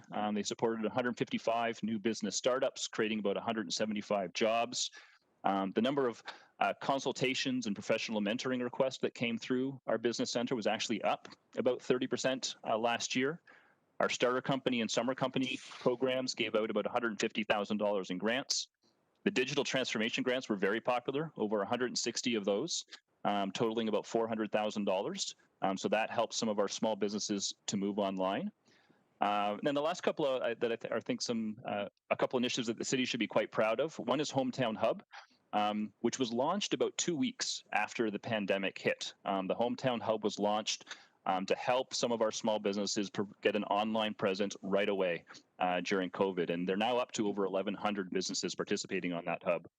And Hamilton was also one of the first out of the gates to support the restaurant sector with the launch of the Outdoor Dining District program that had just over 160 participants last year. And we did a number of sector supports as well. For the music sector, we pivoted our mentoring program and our annual conference to be online. Same with our business coaching for the creative sector. The ECDEV team rolled out their ICT digital media strategy and advanced manufacturing FDI strategy. And a key highlight for the city last year, I think, was the recognition of Hamilton as a foreign trade zone point in partnership with the port and the airport. We all know that the tourism and the hospitality sector was one of the hardest hit sectors in 2020. This team normally helps bring in about 4.5 million visitors to our city who spend over $360 million. So that sector took a hard hit. And in terms of the tourism team, had to have a significant pivot in terms of the programs and services that they were delivering. A lot of that refocused on what we call local discovery, having Hamiltonians explore Hamilton, and with a particular emphasis on supporting local business. So they produced a series of neighborhood guides, shopping guides, the Love Hamont hashtag, supporting Hamiltonians exploring our own city and supporting the local businesses. And you can see there that the actual impact of that, we had increased interactions across pretty much all of our social media platforms. It's important to note as well that the traditional work of tourism continued. So even though a lot of stuff got canceled in 2020, the work plan for 2020 is really about attracting the big events 2 or 3 years out.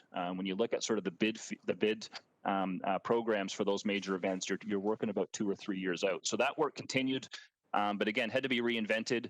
All of it had to be virtual. So we developed some e-brochures, what we called e-familiarization tours. So for somebody who's looking to bring a convention to town in 2021, 2022, being able to sort of support them virtually in terms of identifying potential venues and hotels and things like that. All of that said, this graph, I think, shows the stark picture that the hospitality industry faced in 2020. I've showed this one every year. This is the total citywide hotel stays. And you see a pretty dramatic drop there of about 50% in the number of hotel stays we had in the city. There are a couple of bright spots here. One is the number of hotel stays generated by the film industry, and I'll talk about that in a little bit. That was one of the key sectors that did continue to generate hotel stays.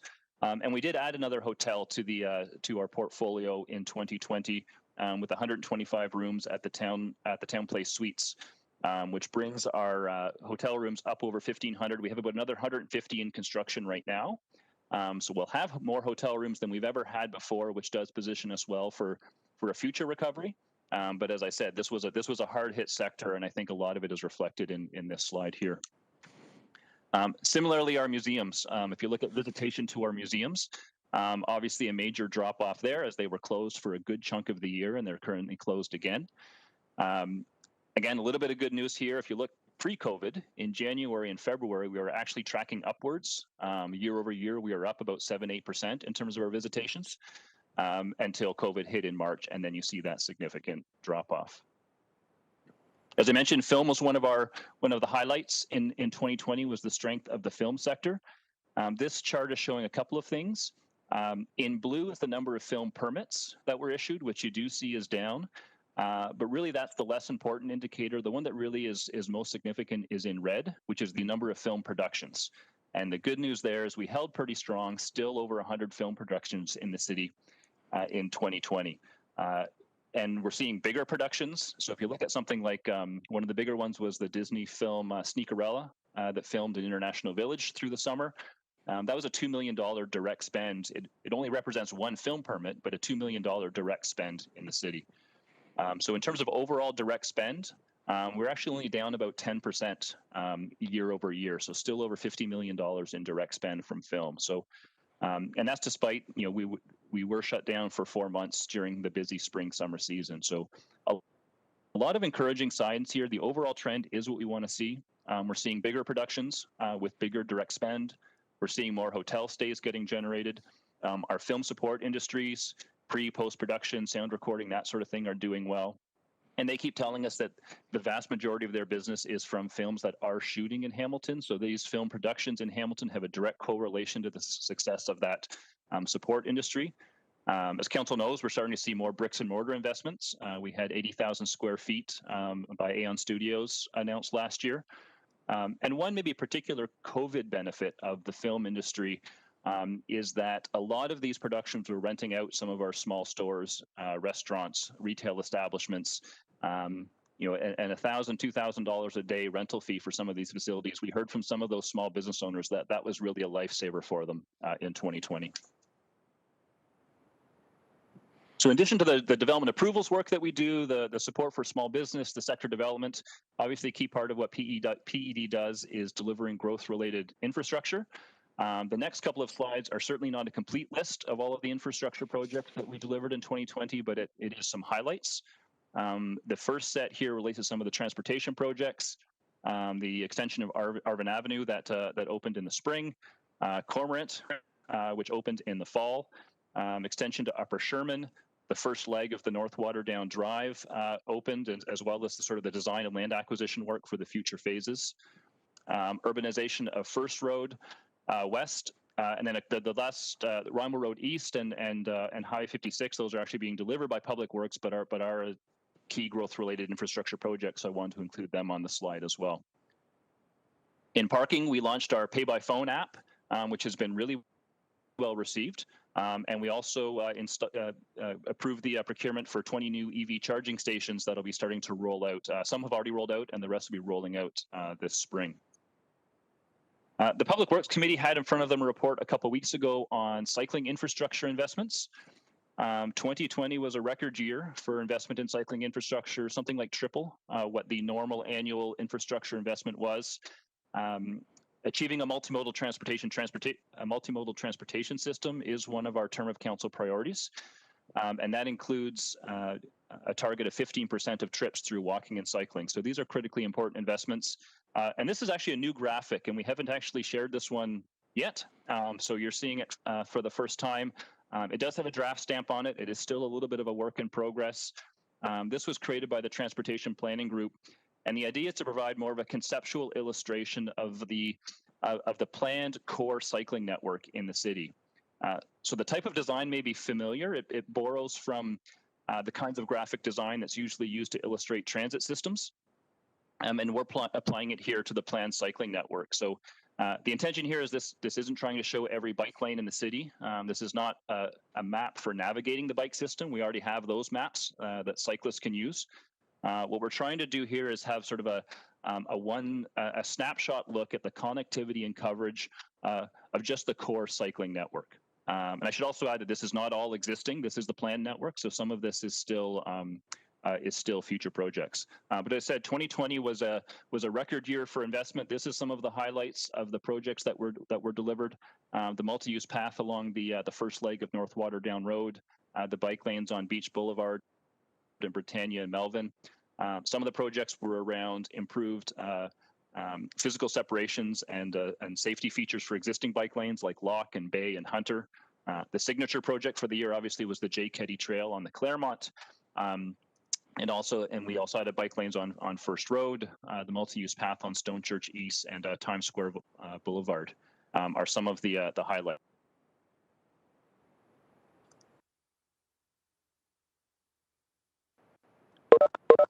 To be able to share it with the public, to be able to show in one image the cycling network that the city is working towards. We also have a number of projects related to water and sewer works to support growth and development. We're in the process of adding pumping station capacity up in Waterdown, anticipated for completion this summer. Council approved some pumping station upgrades to support development in the AEGD at 20 Road, English Church, and Homestead. Those are under construction and should be operational this coming year. Work is continuing on the detailed engineering design for the trunk sewer that will run along Dickinson Golf Club to be the permanent servicing solution for the AEGD. And we completed the Mewburn stormwater management pond as well. And then another key milestone led out of the growth management team was the approval by council of the Block 3 servicing strategy for the Scooby lands. Some milestones as well related to West Harbour. We had the minutes of settlement approved for the final appeal, the LPAT appeal, which means all of the planning instruments and approvals are now in place for the Pier 8 development, as well as completion of some of the servicing, the pumping station, the underground works and road works to support the Pier 8 development. Construction work began on the Cops Pier Park, and the tendering was complete for the first phase of work at Pier 6 and 7 related to the shore wall, the boardwalk, waterfront trail, and the new public space that will be built at Pier 6 and 7, and that construction work is actually underway right now. And finally, in terms of 2020 highlights, thought I would show this one as well. This is our real estate transactions. This is a team that, again, despite COVID, maintained pretty consistent levels in terms of the number of transactions that they are managing year over year. So they again exceeded over 100 transactions worth about $60 million. So this continues to be a very busy group within PED. So I'm going to turn now to some of our key performance indicators. I've presented these in past budgets as well. I'm going to focus in on the KPIs related to development approvals. And I think what you'll see in the next couple of slides is some good news in terms of maintaining a lot of our service levels despite COVID. Where we saw some decreases in our turnaround timelines, a lot of it relates to applications that had to get in front of committee, either planning committee or committee of adjustment, given those committees were shut down for 4 or 5 months. And we're also trying to work through a number of sort of older legacy files, and you'll see that reflected as well. So this is the first one. This is the time it takes to get a report from being a complete application and getting in front of planning committee. So in red is zoning bylaw amendments, and in blue is official plan amendments. This reflects the trend that I just talked about. Planning committee was shut down for about 5 months, which means we weren't able to bring anything forward. So that certainly affected our timelines. You see a fairly significant increase in timelines in 2020, and part of that is related to that shutdown at planning committee. But again, we're dealing with a lot of legacy files still, and this was an issue I spoke about in 2019 as well. We had about 8 files come forward in 2020 that were over 3 years old, and those, they tend to go dormant for a number of reasons. In some cases, we brought forward the condo development at King and Queen, for example. That was a 3-year-old file. They had made application, and then ownership changed and design changed, and they did some land assembly. So it sort of went dark for a period of time. Our practice has been in those cases is we keep the files open So even if the applicant is working away on a redesign, we keep the files open. And I think that is good open for business practice to do that. We want to work with the applicants to bring those files forward. But it tends not to reflect well in the indicators when we bring those ones forward after a couple of years when they kind of restart. So I will say that this is one that we are looking at in terms of how we track it and whether we can do a better job of tracking sort of live active files versus ones that are sitting dormant. Because I can tell you that in 2021, we know that we bring forward at least a couple that are similar, ones that were quiet for quite a period of time that finally got kind of resurrected over the past few months. This one relates to completing zoning reviews. So basically every planning application that comes forward has to undergo a zoning review by the building division. This is an area that we had sought some council enhancements for back in 2016.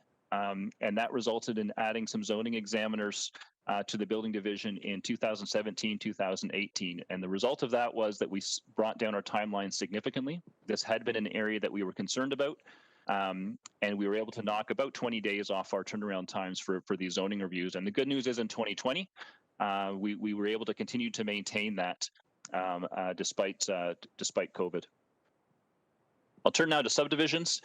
This is a similar story to what I just talked about in official plans and rezonings. We saw a significant increase here in 2020. This is an area that we had done some significant work on back at the beginning of the Open for Business initiative in 2015-16. There were some enhancements improved that brought our timelines down by several hundred days. Again, we saw a significant increase in 2020 because a number of those rezonings and OPs that I just spoke about also had draft plans tied to them. So this is another one that we're looking at in terms of how we can do I think a better job of tracking and differentiating live applications versus dormant applications, because we do want to keep the files open and bring them forward, but it does reflect in higher timelines. This relates to engineering submissions. This one we do break out in terms of time taken by the city, which is shown in blue, versus time that the submissions are in the applicant's hands, which are shown in red. This is another area where 2015, 16, 17, we were doing some open for business work to try to bring those timelines down. And again, I think some good news here on site plans on the right, we were able to generally maintain our timelines. On the left, in terms of subdivisions, we had a slight increase, about a month in our turnaround timelines through 2020. Minor variances is another one that was significantly impacted by the fact that Committee of Adjustment was shut down for about 4 months. So we've shown this metric a little bit differently. The overall bar there with both the solid line and the hash line is the total timeline, average timeline to bring minor variances and consents forward to Committee of Adjustment for a hearing. So you'll see that creeped up again to over 60 days. But what we did was we separated out the pre and post shutdown metrics. So in the solid blue and the solid red line is the timelines that were achieved once Committee of Adjustment was back up and running again. And the good news there is that very quickly after the committee being up and running again, we were able to bring our timelines back down to where we want them, which is around 40 days. Our goal here being to get 90% of the applications to the committee in less than the 45-day statutory period. So we were able to do that once the committee was meeting again. This is now looking at building permits. And again, on the left here, you can see our average review time for 10-day permits and 20-day permits. And again, some good news here that we were able to maintain the timelines in 2020 that we had in previous years. On the right, a slight increase in number of applications that fell under that 5-day statutory timeline, but still above our goal of 90%. This metric looks at business licenses and the number of days to approve a business license. This is another one that we had flagged as an area of concern in the early days of the Open for Business initiative back in 2014, and Council had approved some enhancements down, which was achieved in 2015. We got it down to about 30 days. We've generally been maintaining that throughout the last couple of years. In 2020, a slight increase. We were at 45 days average turnaround time to issue a new business license. Again, we were impacted here with counters closed and having to kind of deal now in sort of hard copies and mail-in applications and drop boxes. It did slow us down a little bit, but not significantly. In dark blue, you can see the number of new licenses that were issued. And there's a fairly significant drop off in terms of new licenses issued in 2020. This is not total businesses.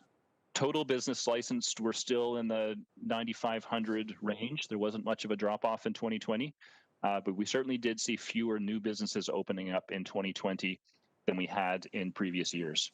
Some of that obviously COVID related. Some of it also relates to the success of our enforcement work over the past couple of years in identifying unlicensed businesses, which was typically identifying about 200 or 300 unlicensed businesses a year. And we saw that drop off quite a bit in 2020. So that would be a factor as well. The last of the KPIs that I want to share is around transportation planning reviews. This is an area that has been a concern in the past couple of months. Back in 2019, we did have an enhancement approved to try to bring these timelines down. What this chart is showing is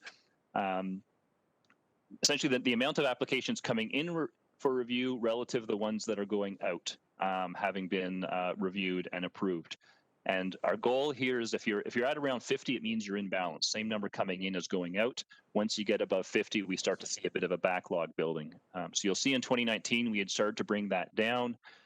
We're still above where we want to be. We had an uptick in applications in the fall. The end result of this being that our turnaround time right now on transportation planning reviews is in the 6 to 8 week range, whereas where we want it is in the 3 to 4 week range. So I'll talk a little bit about some of the open for business initiatives that we're working on in this area. We've also brought on a bit more contract staff help over the past few weeks that we hope will bring these numbers down. So I'll give some of the highlights from our continuous improvement work over the past year. In the building division, they've been doing a lot of work to deal with outstanding permits. Go back 5-6 years ago, they were looking at over 10,000 open permits in the city. They've been working very diligently to bring that down as one of their continuous improvement initiatives. And we're now down to less than 800, which I think is a significant improvement over where we were. They've also been looking at different forms of dashboards. So one of the things they've implemented in 2020 is that for each plan reviewer, they have an individual dashboard so they can see how their timelines are relative to sort of the average for the team so that the individual plan reviewers can track their own progress. On the development approval side, we've been working with the Society of Architects on a review of the site plan process. One of the initiatives that transportation planning did introduce in 2020 was to merge the review of traffic impact studies with transportation demand management to streamline that for the applicants. And Film as well has been doing a number of continuous improvement initiatives, notably looking at internal service level agreements between internal departments and divisions for two reasons. One is to streamline the approvals process, but also find ways that we can maximize city revenues. In 2021, we're going to be taking a look at the formal consultation process as one of our open for business areas of focus. We're working with our partners in public works around partnering agreements on approval steps that lie between PED and PW. And transportation planning is also looking at developing some tools, some FAQs to help streamline the review of traffic impact studies and TDM studies. Digital service delivery is also a big focus for us. Building is undertaking an initiative to digitize all of the microfiche files that they have on record in order to improve their turnaround times. And they're also looking at a service delivery review for building inspectors to look at doing notes in the field for their building inspectors without having to come back into the office. And our work on the Amanda project continues as well. This is kind of one of our cornerstone open for business initiatives. It was a multi-year initiative prior to 2020. We had added building permits and inspections, business licensing, the SEAT process, all onto a common Amanda platform. In 2020, we expanded that now to our planning and engineering reviews for site plan and subdivision. We have an ambitious program for 2021 to bring in a number of other areas of planning and engineering review, all onto the same Amanda platform. And our end goal being to be able to accept more application types online and digitally. So building permits, as council will know, was launched in 2019, our e-plan system. And we're currently tracking to be able to get to the next phase, which is site plan applications and film permit applications, potentially in 2022 to allow applicants to submit those online. So I'll turn now to some of the trends and issues that we're watching for in the next couple of years. I noted in my previous slides around the dip in development applications that we saw in 2020.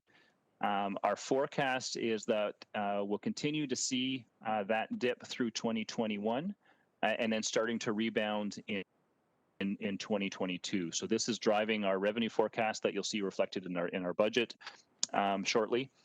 Some of this is COVID related, obviously, but council may recall a year ago, pre-COVID, when I was presenting to council, we did talk about the CMHC housing forecast, which had been anticipating a bit of a dip in housing activity, not just in Hamilton, but in other communities as well through 2020, 2021. So part of this is reflecting that trend, and part of it is reflecting a COVID impact as well. CMHC was predicting about a 10% dip in housing starts in Hamilton for 2020, and then a further 10% dip in 2021. So not a significant drop off, but a bit of a dip. In terms of where we see that development activity happening, probably no surprises here. Top areas over the next couple of years, we still anticipate seeing a lot of activity in the Waterdown area, a couple thousand units coming on there. Upper Stony Creek, probably 3,000 or 4,000 units there over the next couple of years. Ancaster West Mountain, about 1,500 to 2,000 units. Downtown Hamilton, we see continuing to generate about 500 or 600 units per year, and probably another 1,000 units or so in the Binbrook area over the next couple of years. And then towards the end of that planning horizon, starting to see some of the first units come on board in Fruitland, Winona, and also the West Harbour lands. On the employment side, employment land supply remains tight in the city. In the short term, in terms of shovel-ready lands that we have available right now, we have small areas in Flamborough and Stony Creek, Ancaster and Red Hill, and probably another 100 hectares in total coming on in the next couple of years in all of those different business park areas.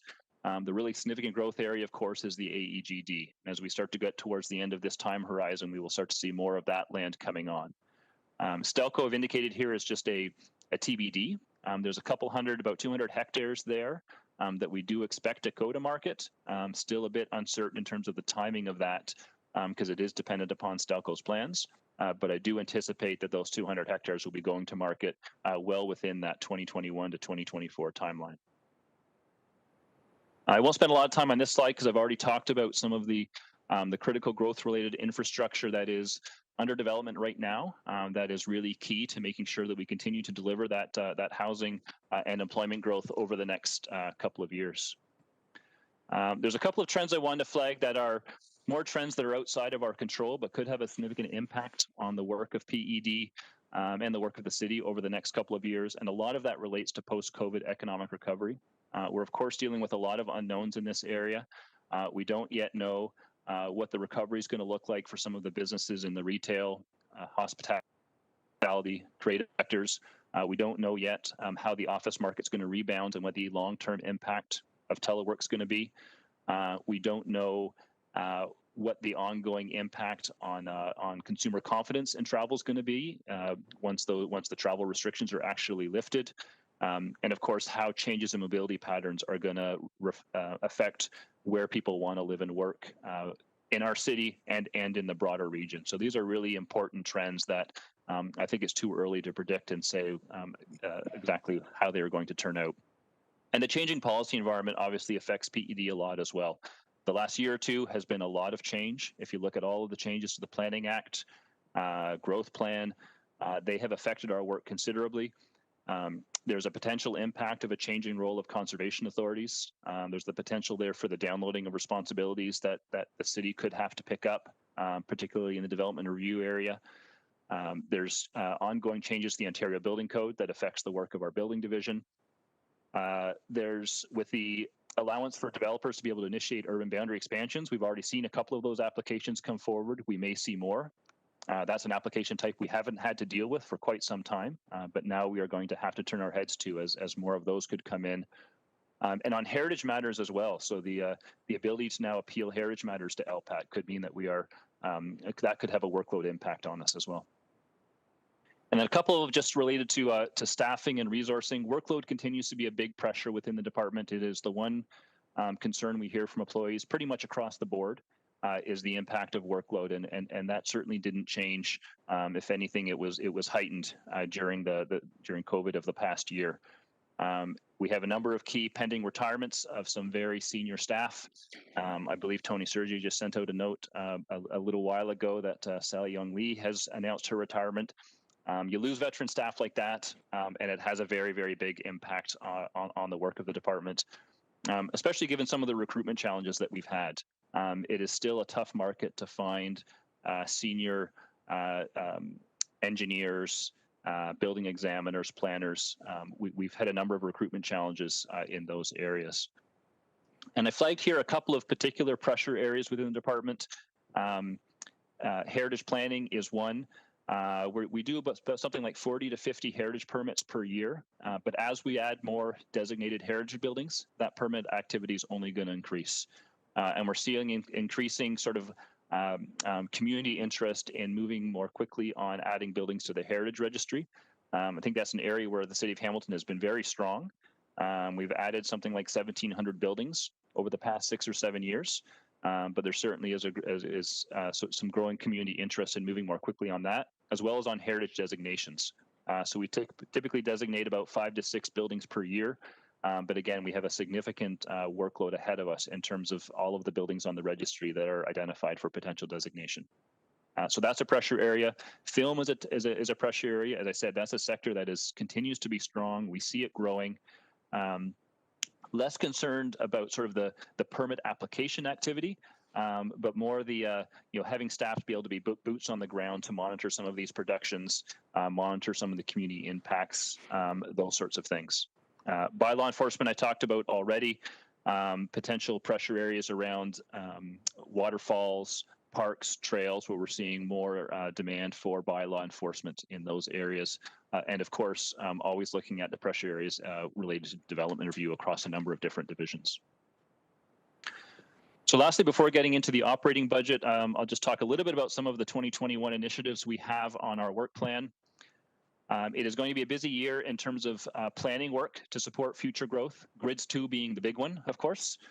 So we'll be back in front of council in a couple of months on the land needs assessment. That is a major step in terms of our 2051 growth plan.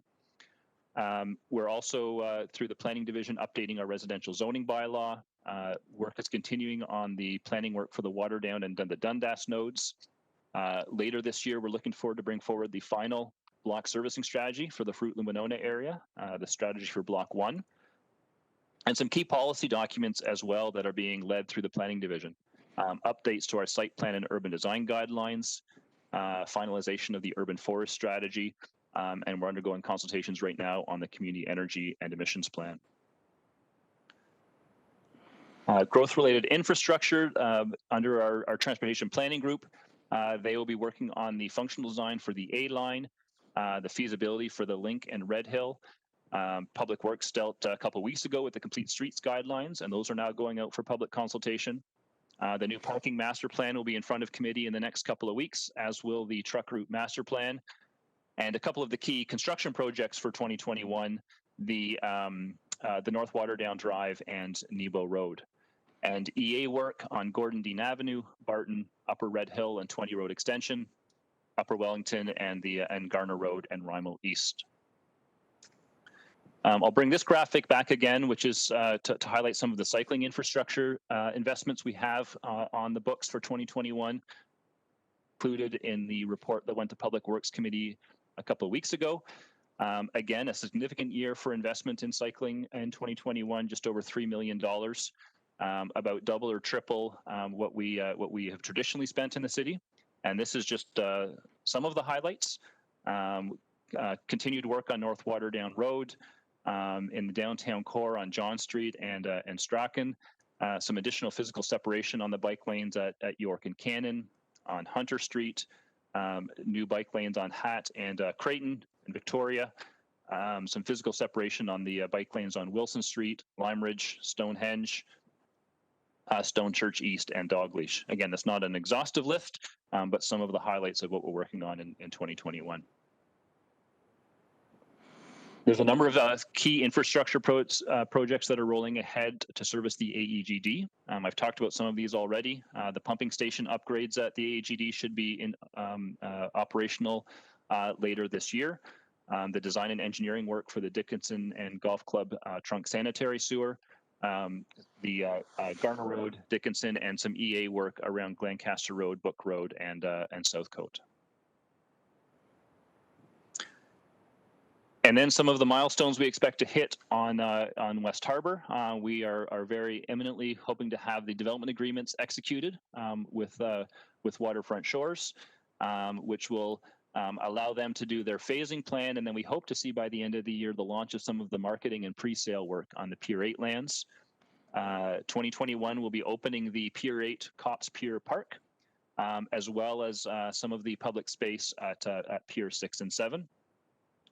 And we'll also be back in front of council related to the agreements on the entertainment districts and the ongoing work on the Barton Tiffany lands with the film studio group. And finally, in tourism and culture and economic development, their major initiative, of course, will be the update to the Economic Development Action Plan. Council heard from Norm a couple of weeks ago on the work that's being done there. And a number of key sector strategies that we're rolling out to support advanced manufacturing, life sciences, FDI, the music sector, and some commercial retail assessments in some of our BIA areas. And our Bayfront strategy will be in front of council later this year for approval as well. And finally, in tourism, they also are updating their 5-year tourism strategy. So that will be in front of council at the end of the year. And notwithstanding COVID, we still are anticipating and hoping for a couple of major tourism events happening in the city. Probably most significantly, the Hamilton 175 event that council approved a couple of weeks ago, as well as the 2021 Grey Cup.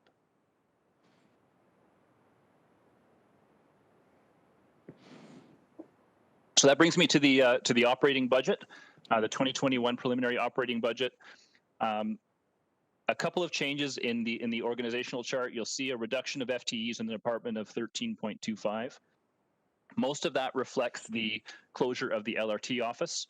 So that was 12.25 FTE reduction. There's one other FTE reduction in the building division, and I'll speak about that one in a couple of slides. Overall, as a department, we're coming in at 1.7%. And that reflects a budgetary increase of $514,000. And I'll speak to the individual divisions in the next couple of slides. As always with PED, our key cost driver is always employee-related costs. That was about $1.3 million on the 2021 budget. That alone, if it was just that one driver, we'd be sitting at 4.3% for the department. So that is the biggest cost driver. Mike Zagaric actually in his presentation already spoke about these next couple. They are kind of reflected across the corporation. Pressures related to computer hardware lease costs, insurance costs, and facilities recoveries. So those are the numbers there that are what PED's share of those cost pressures are. And then finally, and this is mostly in tourism and culture, as well as some in parking, is cost pressures around building and grounds maintenance, building maintenance and repair. That is offset by some increases in fees and general revenues, particularly in building, and also in grants and subsidies. We have a couple of federal and provincial grant programs related to our work on the Hamilton Immigration Partnership, as well as our cannabis enforcement that provides some revenue offsets for those costs.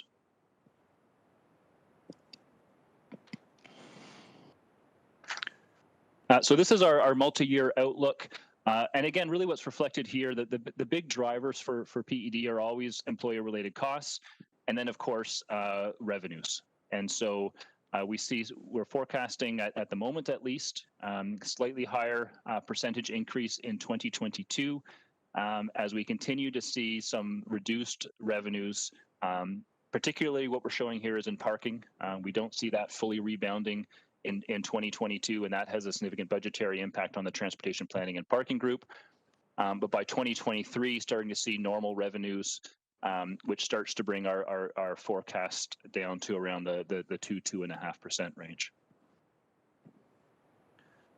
So I'll quickly go through the individual divisions, starting with the general manager's office. No changes to the org chart in the general manager's office, and overall, the budgetary pressure there at 4.1%, about $41,000. About half of that being employee related, and the other half being the facilities recovery and computer hardware leasing costs. In building, I mentioned that it's showing a net reduction of 1 FTE. This actually has to be adjusted because that is not an FTE reduction. Building added 2 FTEs under its delegated authority in 2020 with no impact on the levy. And this is showing one of those being removed, but that's actually not the case. It will be remaining. So this should actually be a net zero change to the FTEs in the building division. Building overall is coming in at a fairly significant positive pressure on the overall budget. On the cost side, there are impacts. It's the usual employer-related costs. We're anticipating some positive revenue growth in 2021 related to building permit activity. And the other thing we've been looking at is and it was talked about in Mike's presentation as well, around legal services chargebacks. We had an increase in 2020 as a result of how legal was doing their chargebacks. And what we're showing in 2021 is shifting all of that to the enterprise model, which reduces the impact on the levy for those legal services for building division. So that's about a $400,000 positive impact on the building division budget. In economic development, no changes to the complement.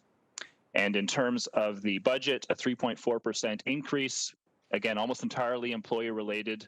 Offset by some revenues. We have about an additional $100,000 related to our immigration program and about $30,000 in increased revenues for our Hamilton Business Center One Stop. In growth management, again, no changes to the FTE complement or to the org chart.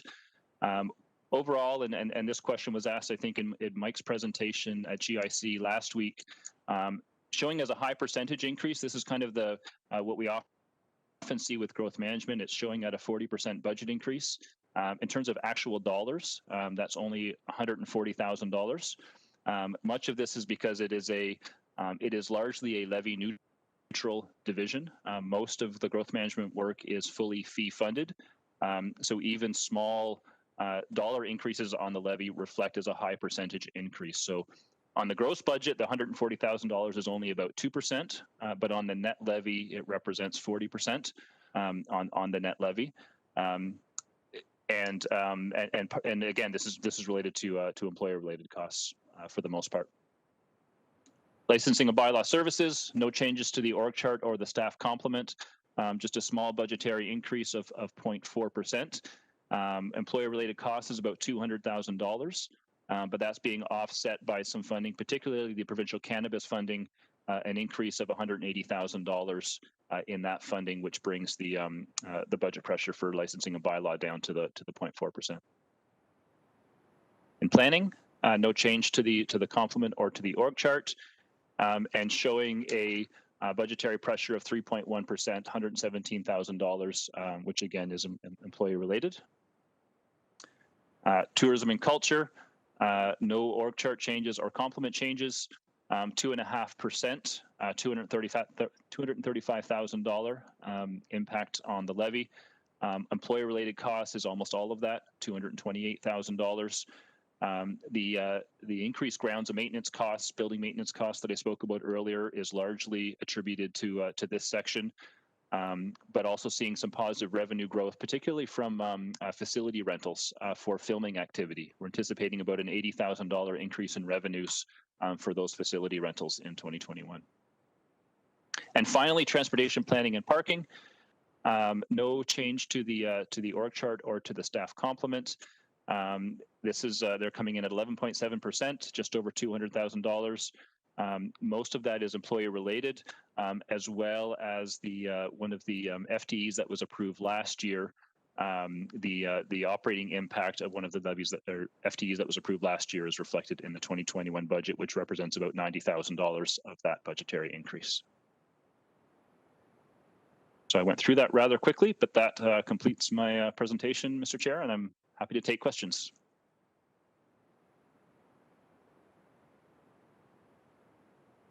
Thank you very much, Mr. Thorne. If you could take down your presentation, that will help me see the faces of the councillors.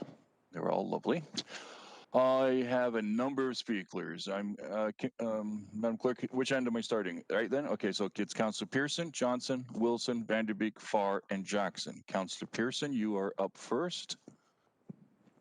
Thank you for that. And Jason, excellent presentation. Experience speaks volumes, and everyone in the department should be commended. It's been a flowing report, and it's easy to follow, so I appreciate that. I just have a couple of quick questions, and unfortunately I'm going to go way back to the top almost. You mentioned, and it is great news, that in 2020 we had 1,000 apartment units approved. Is that correct? Can you just clarify, because I know that the first thing a lot of people in my ward will hear is apartments. Just give the actual description of apartments, because these include condos, and that would be what mostly in Ward 10 has occurred. So if you could just clarify. That's correct. So the definition of apartment we use for that metric, yes, it could be ownership or rental. It could be condominium or rental. And it's also not necessarily high rise. So basically it's anything that's not a single semi-town, duplex, maisonettes, those types of ground related stock. Anything that's not that falls into the apartment category. So it's not necessarily, towers. Thank you, Councillor. Thank you. It can include, it does not include a single semi, duplex, or masonette? That's correct. Oh, wow. That's excellent. And we're at a 50-50 split. So this is indicative of what development is coming in the future, correct? Yes, through the chair, getting close. So not quite 50-50, but it seems to be getting closer every year. So we're about 1,000 on the apartment side and 1,500 on the single side. So, but significantly up from where we were a decade ago, which was about 10% apartments. Excellent. Thank you for that. And another bit of good news was the $400 million in revenue in non-residential, industrial, commercial. And I know in Mike's presentation, and certainly meeting before his presentation, our residential tax base is now at 87% of the 100% pocket. It's 80% is residential base and 13% is industrial commercial. So with this increase, we should see that scale coming back up a bit in the next number of years? Mr. Thorne. Yes, so through the chair, Mike can speak to kind of the tax impact, but yes, once all of that construction translates into completions and reassessments, then I would expect that we'll start to see improvements on that non-residential assessment metric, which, as I said, is one of the goals we've set for ourselves, is to grow that non-residential assessment base. Right. Thank you for that. You mentioned, and I guess I'm questioning as well. You mentioned there's been a drop in site plan activity, but we still have applications going through. So, is there any explanation to that? Are they just holding off, or what's the rationale for developers to be holding off on site plans? Thank you, Mr. Thorne. Yeah, so through the chair, so yes, we still have some coming through. So as I said, it was a drop. We had a drop of about 50 applications this year. I expect there's a couple of things going on. One is developers possibly pushing off some projects into 2021, 2022. And some of that may be the COVID uncertainties or the housing market uncertainties. And we did see, as I said, we saw some higher activity with some of the older zoning and official plan files. So I think some of the attention may have got turned to some of bringing forward some of those older files, and that would explain why we had so many of those legacy ones coming forward, which is nice to see, although it doesn't reflect well on our bar chart, but it's nice to see those files coming forward. But as I said, that is the one application type that does cause a little bit of concern. If we see 2 years in a row a dip in that site plan activity, it does potentially foreshadow that some of the construction activity would be also reflected a bit lower as we go into 2021, 2022. So Can't say that for certain, but that is one of the sort of concerning indicators out of the application activity we saw this past year. Thank you, Councillor. And staff are certainly keeping an eye and a pulse on this one, correct? Through the chair, that's correct, and the ones that are coming in, we are trying to move forward as quickly as possible. Thank you. One last. Ooh. Better than halfway through the presentation, you raised the issue of we have to deal with pumping stations, both in Waterdown, I understand, and I know I have a pumping station in Lower Stony Creek that we're needing to deal with. And I'm sure planning's also working with, public works staff, engineering with regard to this, because this is a major process. And in my ward, this affects a large amount of development to go forward, because it entails, just for my colleagues to understand, it entails putting an increased service pipe under the QEW from the north side of the highway to the south side to carry the sanitary sewage to the treatment plant. So, Jason, do you have an idea of what timelines that we're looking at? I know staff are working at it, but what are the timelines, if there's any? Thank you, Mr. Thornton. Yes, through you, Mr. Chairman, I asked Tony Sergi to speak to the timelines on that one. And I think I apologize, Councillor. I did have that one on my presentation, and I don't think I mentioned it as I was trying to go through the slides fairly quickly. But no, I saw it though. Don't you okay. worry. I was going through and watching. But Tony can speak to the timelines. Mr. Sergi, are you there, please? Tony Sergi, Senior Director, Growth Management.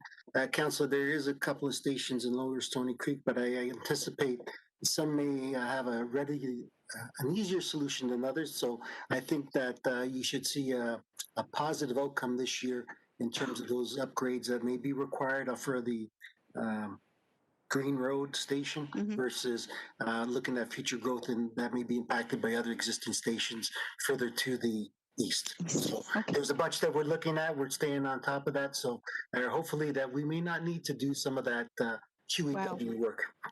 Well, that is great news. And Tony, we can work offline on that. Please keep me posted, because that's really good news.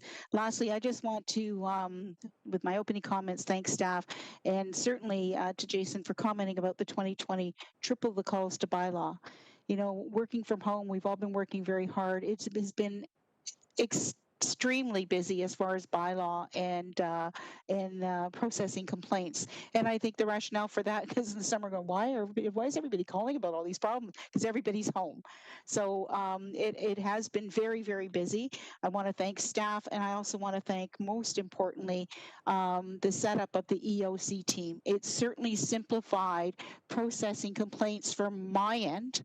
I see some thumbs going up from other councillors, but it's certainly simplified and streamlined, and I'm sure it helped the EOC team also, because if they investigated, find an answer, they now had that answer on record for any other questions that came in on the same basis. So kudos to everyone, and hopefully we'll be out of this sooner than later, but tremendously excellent job today, Jason. Thank you very, very much. Thank you, Mr. Deputy Mayor. Thank you, Councillor. The next speaker is Councillor Brenda Johnson, please. Thank you, Deputy Mayor, and thank you, Jason, for your presentation. I thought about you guys last night, actually, because I'm sure the night before your presentations, you're wondering if you remembered everything. What do you think people are going to ask you? And mine are going to be just very general in nature, actually, and it's really about the presentation. And this is not to pick on you. I should have probably waited to the very end when we saw all the departments. And I've mentioned this before, even to the city manager. I wish we could do a presentation that was a copy and paste from each department, so that they're all the same. So employee costs is labeled, office costs, travel costs, whatever that is, it's all broken down. But they all look the same, except your numbers obviously will be different. One of the questions I asked at the last presenter was legal fees. Are each department charged legal fees from our legal department? And it would have been really interesting to see, given all the LPAT, OMB appeals that the legal department are doing for planning, it would be interesting to see what that fee or how much that costs your department at the end of the day.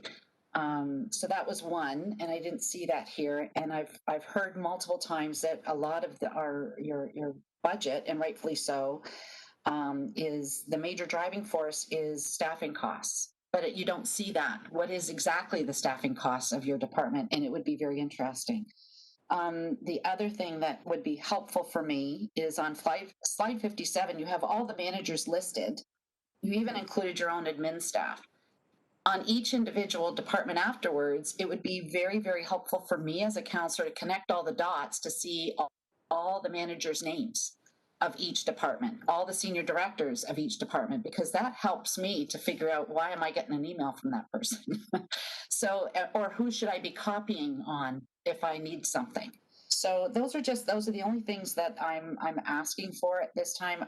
You can go back, you guys, senior staff, city manager can regurgitate that and figure it out. But those are my two questions, is that I would love to do department comparisons, staffing cost to staffing cost, building cost to building cost, et cetera, all the way down. And I would love to see the individual managers listed on all the org charts so that we can connect all the dots to the people who we're conversing with. By now, it's mostly emails, but it would be nice to put the face to the name. Those are just my comments. Thank you very much, Mr. Thorne. And as always, we're always on the phone with each other about other issues, so I won't take up any more of your time. Mr. Thorne, did you have anything to comment? Through the chair, maybe just one quick thing. So and I think Nicole committed to breaking down some of the legal costs. So yes, those are chargebacks to the division. Some of the LPAT work is also charged back to the development fee reserve. You know, I can work with Nicole to pull some of those numbers out as well, because some of the LPAT work doesn't come off operating; it comes off that reserve. Councillor Johnson. And thank you, Deputy Mayor. Thank you, Deputy Mayor, for following that up. I just like to see that for all departments. If we have different departments supporting each other, then there should be a cost that's associated with that, and that would justify that department's costs, and it would be really helpful. Thank you so much, Mr. Thorne. Thank you. Our next speaker is Councillor Wilson. Councillor Wilson, if you could turn your microphone on, please. Thank you, Deputy Mayor. Thank you very much, Jason. Your department is extremely busy and they work very hard. And I think we all know that, given the responses to our emails 7 days a week at all hours. So I really appreciate that. I just, before I begin, just a question of clarification on the answer that you gave to Councillor Pearson on the definition of apartment. Could you review that again, please? Mr. Thorne. Yes. So it's somewhat easier to define what's not an apartment than what is an apartment. So what's not an apartment is any sort of single, semi, townhouse, maisonette, duplex, those sorts of ground-related housing types are in I think we just use the short form of singles and semis on the chart. Mm-hmm. Everything else beyond that is considered to be an apartment dwelling. Okay, thank you. With respect to the rent versus own in terms of condo, do we have those numbers available? Mr. Thorne. Classification. Thank you, Deputy Mayor. So through the chair, unfortunately, I don't. In the past, I've had the CMHC rental housing outlook data for the previous year when I've done these presentations. That usually comes out kind of second week of January. It looks like they're delayed getting that out. I'm hearing it could be February before that comes out. So that's really the best data source for looking at rental housing starts. So unfortunately, I don't have that for you this year. Thank you, Councillor.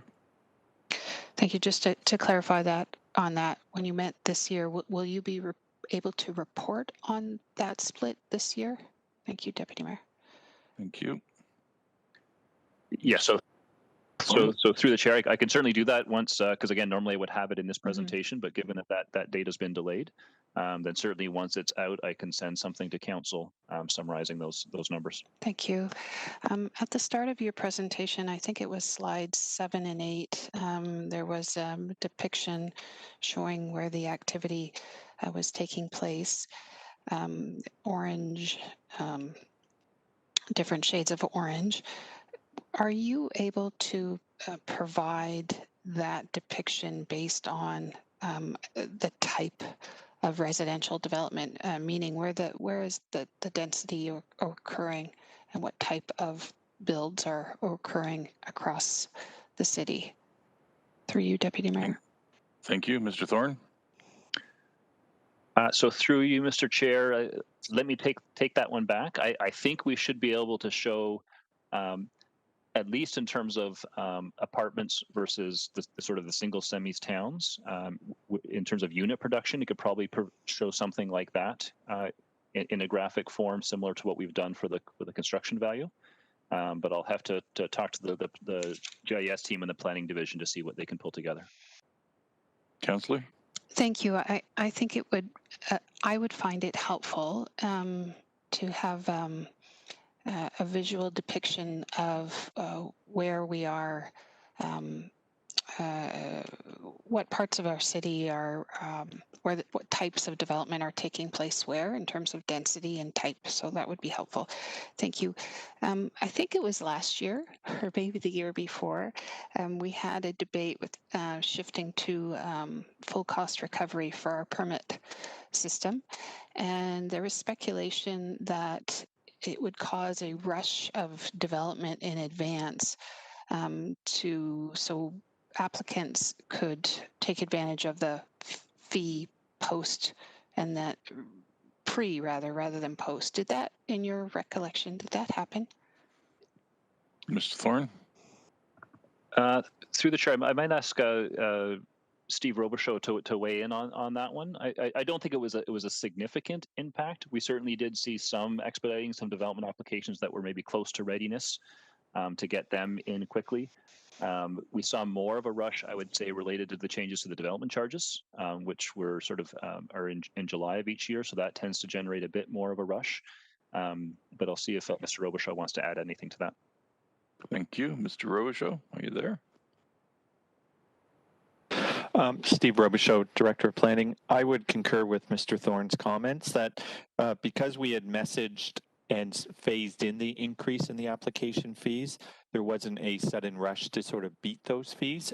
We made it very clear to the development community and they proceeded accordingly. Essentially, they're more concerned about a predictable process in terms of timelines so that they can budget and make their necessary business decisions.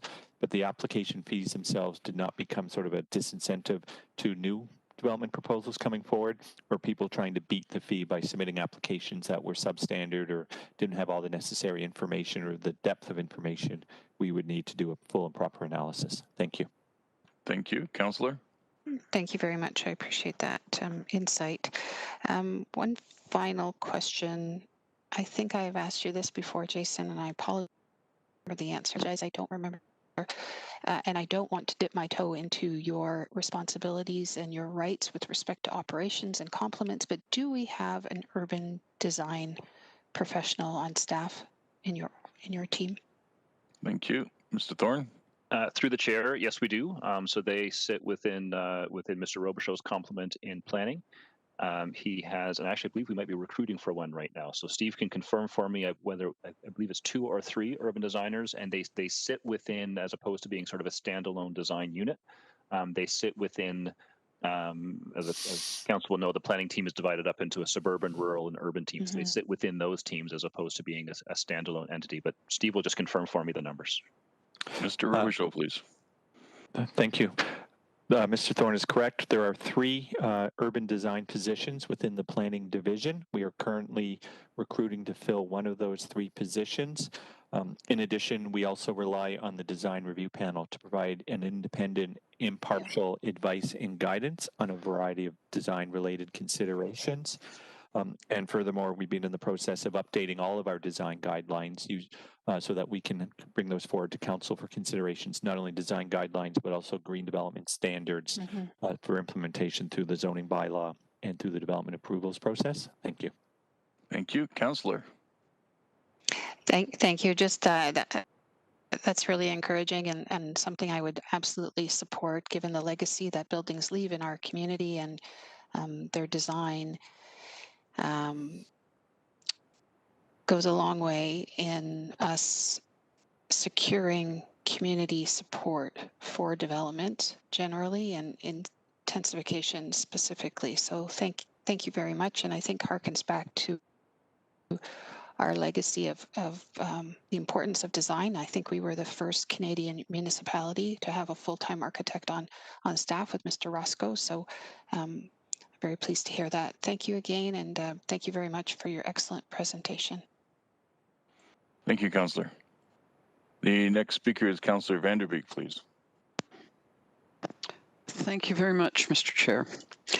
I have a couple of questions, and I think they go to the General Manager. I don't know if Mike Zegarac is still around. He might need to get involved in one of them. So through you to General Manager Thorne, the continuous increase in our building permits and subdivision applications and whatnot is being perceived as something that should be offsetting increases to our levy because more and more houses will be paying taxes. And I'm wondering if you could clarify for us the length of time it takes for something to go from building permit to an actual resident paying taxes, and how that works, and just a high level explanation of what happens between millions of dollars worth of building permits and us really receiving revenues as a city from those new residents. Thank you. That seems to be shared responsibility. So Mr. Thorne or Mr. Zegarac, who wants to tackle it? So through you, Mr. Chair, I'll start on the construction side, and then I'll throw it over to Mike to speak about the reassessment side. So on a building permit, when we show a dollar in building permit construction activity, that means we have issued the building permit.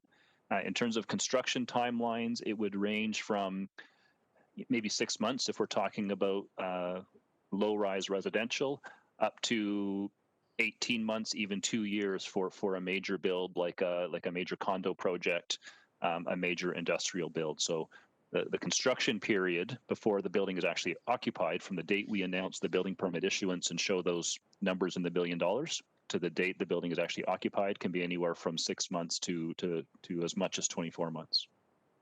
Okay, thank you. Councillor?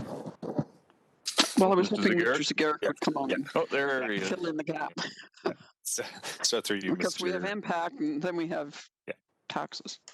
Yeah. So through you, Mr. Deputy Mayor, maybe then I'll pick up from where Jason left off in terms of once a development goes from occupancy to being assessed, that could be a 18-month to 24-month period. And it's not that this is lost revenue, it's just the lag as relates to the period before the city captures that information on our assessment roll, which we then report through our budget as to revenues tied or related to growth.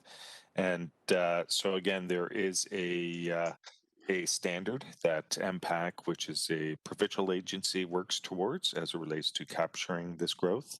And if I turn to Jason's presentation, I think he had slide number 10 that talked about commercial and industrial growth trends. That's really the 2018 and 19 figures that are captured on this slide really will likely be what we capture in our 2021 budget deliberations as it relates to assessment growth. And my final comment will be there is also a difference between the value in terms of the building permit and the assessed value. And the assessed value is determined by MPAC as well. So again, those are not tied in that MPAC has a separate methodology as it relates to determining assessed value. Terrific. Thank you. Councillor? Thank you. And through you, Mr. Chair, to Jason, I think, the several slides during today's presentation, which, by the way, was really excellent, and thank you so much for it, show growth over the last few years in planning, increased workload, obviously, but growth. And I'm wondering how much money we have found by basically funding ways to do more work with less, so to be more efficient in the department. And I don't know whether that's an actual dollar value, if you have such a thing, or whether that's just a comment on the ability for your staff to be able to do that and how they've managed it. Thank you, Mr. Thorne. So through you, Mr. Chair, I'd suggest that I think that the planning staff, the engineering staff, the building staff, who are most of the ones who are hands-on in the development applications, are pretty remarkably efficient. I'm trying to reflect on the number of enhancements in those areas, at least in the time I've been here, which I think is 6 or 7 budgets now. I think we've been around 10 or 12 additional staff approved in those areas. And I think, as I tried to sort of mention as I went through some of those slides, definitely saw a positive impact from those staff enhancements. And I think that's a fairly small number relative to the significant increase in development activity we're seeing in the city. So I think that would suggest that we are managing to approve and process more development than we've ever seen in our city's history, with very small increases in the overall staff complement. You know, as the council members who've sat on the Open for Business subcommittee will know, there's a number of process improvements that we've put in place over the years. Some of those sort of around internal processes, some of those around reducing some of the studies and requirements that are required to come along with development applications. So those types of things have all helped to make the process more efficient. Thank you. Thank you, sir. And so through you, Mr. Chair, one last question. In my ward, I have been dealing with, for the last 2 years, because that's how long I've had Greensville in my ward, significant issues with bylaw enforcement and visitors, and the impact on the community, and therefore the impact on our bylaw department, where, you know, when I'm crying for dedicated and more enforcement. And you can see in I think it was slide 6, but it was bylaw and licensing that was shown there, but I don't see that parking was shown there, and I don't know whether there was a slide and I've just forgotten that you talked about that. But I would like to say that first of all, the bylaw department, the parking department and bylaw enforcement for licensing and illegal parking lots popping up and things like that have been outstanding, and it has made a significant difference. However, complaints are happening all over the city at all of the waterfalls, and they grow and they grew even during COVID. And so I'm hoping to put forward a notice of motion to look at the possibility of a pilot project in 2021, and also to include in that a review of the revenues that have come out of the last 3 years. So the last 2 years of which I was the councillor in Flamborough, and I'm talking about the waterfalls across the city.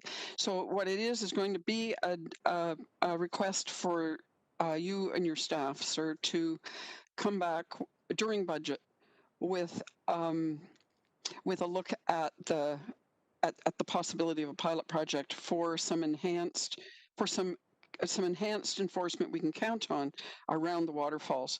So Stephanie the clerk has sent out my motion. It'll stay as a notice of motion today, and it will come back to a budget meeting in the next few days for discussion. So just putting that on the table so you're aware that that's what I'm hoping to do, and that's why. And so I thank you again for your great presentation. And it was concise and clean, and I really appreciated it. So thank you. Thank you, Councillor. Thank you, Mr. Chair. Thank you very much. Councillor Jason Farr, you're up next, sir. Yeah, thank you, Mr. Deputy Mayor. You got me? Yes, I do. Please proceed. Through you, Jay, congrats on the division successes, especially given all the challenges of 2020. We never closed shop. As you mentioned, during the pandemic, some communities, larger, smaller than ours, did. You were always active, and I think it paid off. I was particularly impressed by the KPI homers that you've illustrated here in your presentation today. MLE responses, I think we're all impressed, and from what I'm hearing, it's looking like we may be impressed so much that we want to grow it, that department even further in the near future. Certainly given the calls for service, and I'm also impressed at how many books you've read during Mike Zagarik's presentation. That's you and Megan are going to have to hit the little free libraries in your neighborhood and do some exchanges. And Mike is obviously going to be presenting some more, so you'll have more reading to do over the coming days. Anyway, slide 8, I had questions about the apartments as well. Councillor Wilson covered a lot of it, but I just want to be clear. Are we going to be receiving some info at some point in 2021 where I know that the actual rental units of these apartments are growing in our city, and that's a need, and I may have missed an answer to Councillor Wilson or Councillor Pearson on this, but there is a trend upwards specific to rentals in the apartments, and are we going to get updated on that at some point? Thank you. Mr. Thorne. Yeah, so through the chair, yes, I will. And as I noted, the main data source we tend to rely on that is the CMHC rental housing market outlook, and we just don't have that yet. So I can report back to council once we do have that. Okay, that's it. I kind of caught that. Now it's clear to me. Thank you, Mr. Chair. If we're seeing a trend in a dip in site plans, what's the ratio large to small site plan projects? Or do you know that, and are we making an effort to prioritize the larger ones because there's a much bigger bang for the buck and return on investment through you, Chair? Thank you, Mr. Thorne. So through the chair, I might ask Mr. Robichaud to speak to that. I would just note one thing is that one of the areas we're seeing a bit of growth in site plan activity is around the new site plan requirements, for example, for the Ancaster ER zoning. So notwithstanding that those are site plans, they aren't ones that are generating a significant amount of development. So those ones are going up a bit, but I'll see if Mr. Robichaud can speak to the general scale of the ones that we're seeing coming in. Thank you, Mr. Robichaud. Thank you, Mr. Chairman. I think there was 2 questions there. One is, it's always been sort of the PED department's operating philosophy that for industrial, commercial, and affordable, institutional and affordable housing projects to assign the necessary staff resources to help the applicants get through the approvals process as quickly as possible. So we do that either by assigning high-profile projects either to our business facilitators or to a dedicated team of staff who can then focus on those particular applications. We have sort of seen a shift where as you know, like some of the large warehouses that have been recently announced in the city where they're coming in at 500,000 or 1 million square feet. So instead of getting 5 applications that may equal that amount of square footage, we are getting these large industrial developers coming in with 1 application for extremely large industrial type uses. So there's a bit of a shift there in terms of the overall activity because we go from having 5 applications to 1 application. But I think we do try to keep those applications moving forward as quickly as possible and proactively working with the applicants to identify what the issues are, how we can resolve those issues and get that site plan conditionally approved or final approval so they can proceed with their building permits as quickly as possible and advance those projects. Thank you. Councillor? Yeah, a great answer. So we're keeping our foot on the gas on those priorities, and I'm glad you mentioned affordable housing too. And thank Councillor Collins for getting bringing council's attention to that and making it a priority for all of us, including obviously staff. So appreciate that, Director Robichaud. Through you, Chair. Slide 35, Jason.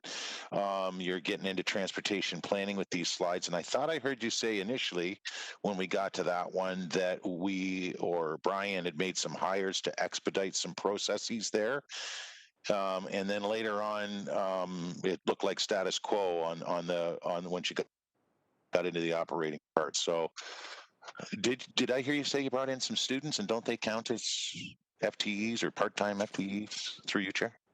Thank you, Mr. Thorne. Yeah, so through you, Mr. Chair, we did bring in a contract resource, so it's not a full FTE, and that was just very recently, so you won't necessarily see that reflected in the metrics yet. I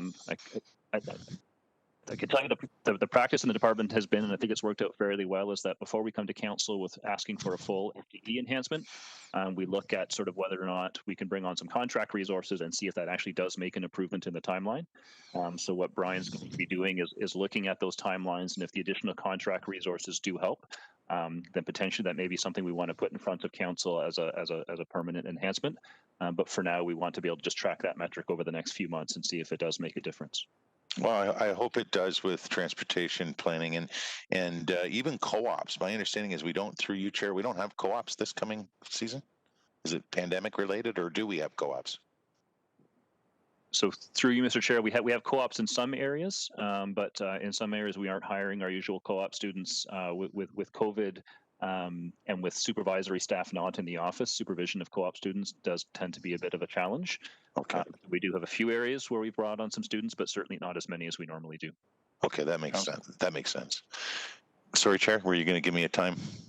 Yeah, 2 minutes, sir. Oh, I'm going to, no problem. So we also mentioned, Jay, with your report that the truck route master plan and the parking master plans are coming in the next few weeks. Will that help alleviate some of the things, some of the challenges for transportation planning once that's out there and done? I know that's a lot of work for Brian and his team. Mr. Thorne? Yes, through the chair. I think it will, less in terms of sort of the workload of developing those plans, but more so in terms of having some consistent policies and standards that we can then hold development applications to. So I think the Complete Streets guidelines that I mentioned is also a big part of that, that the more we can kind of have these guidelines and standards out there, vetted with the public, adopted by council, it means there's sort of less debate and back and forth on an application by application basis. So I think the truck route master plan will help with that. The parking master plan will help with that. And the Complete Streets guidelines will particularly help with that. Councillor? Okay. Through you, Chair, I think you kind of answered this on slide 45, but the great work of our mayor's task force with the mayor, councillors, and those citizen volunteers saw a number of very critical initiatives and ideas that are directly affiliated to planning and economic development, and it's all been many of them endorsed by not all, but a lot of them endorsed by council already, directly from the ideas from the task force. So my assumption is, and I just want to be clear on this. I think you did say it, but you're budgeted for that. You're ready to. The big thing about the mayor's task force is we're saying we need to get up and get going on this stuff, and you're showing that with what's before us today, right? You've got the people to do it and to do it in a timely fashion. And I know you're already doing it, but I want to get it on the record. Thank you, Mr. Thorne.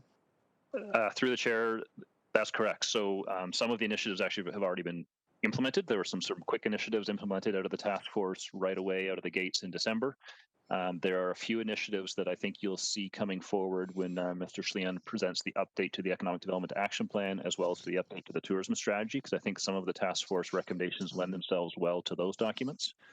And I would just note that council also approves an investment in the ECDEV Initiatives Fund to support and finance some of these initiatives as they come forward. Okay.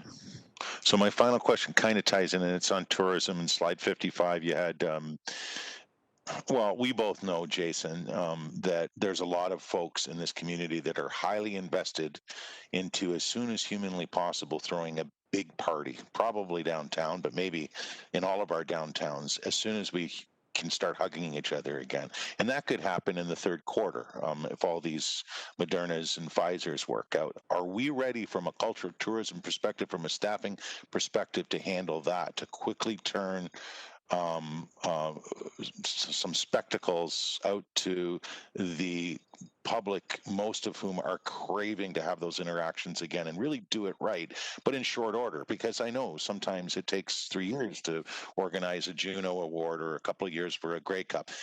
Are we prepared for answering that call? Because you and I both know, and many of us know, the mayor I'm sure knows, that there's going to be a great number of people, real doers, that want to close a whole lot of streets and have a great big party as soon as humanly possible. So I'll leave you with that. Thank you. I think I probably went over 30 seconds, but to you, General Manager. You were 10 seconds over, but we'll give it to you. Mr. Thorne.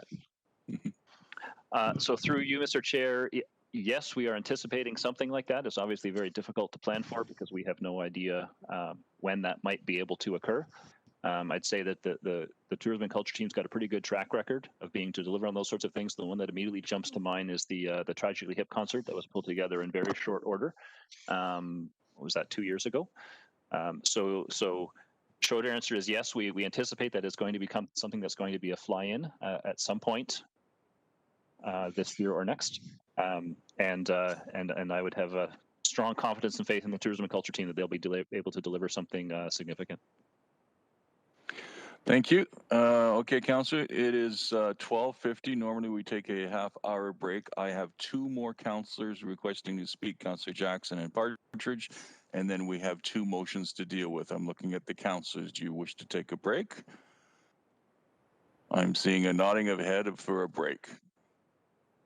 Okay, so I need a motion to move the recess.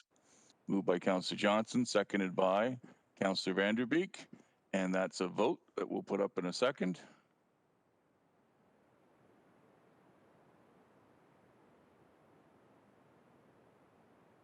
"30 minutes.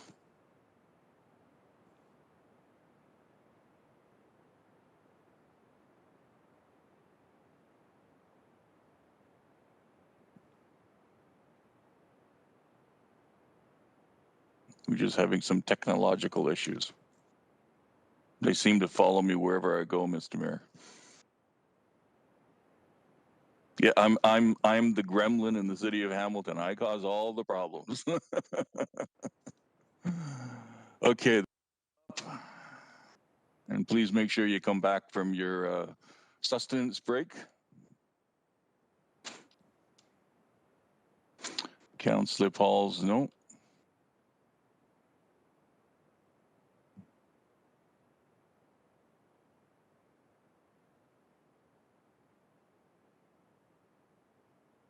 The vote carried 13-0.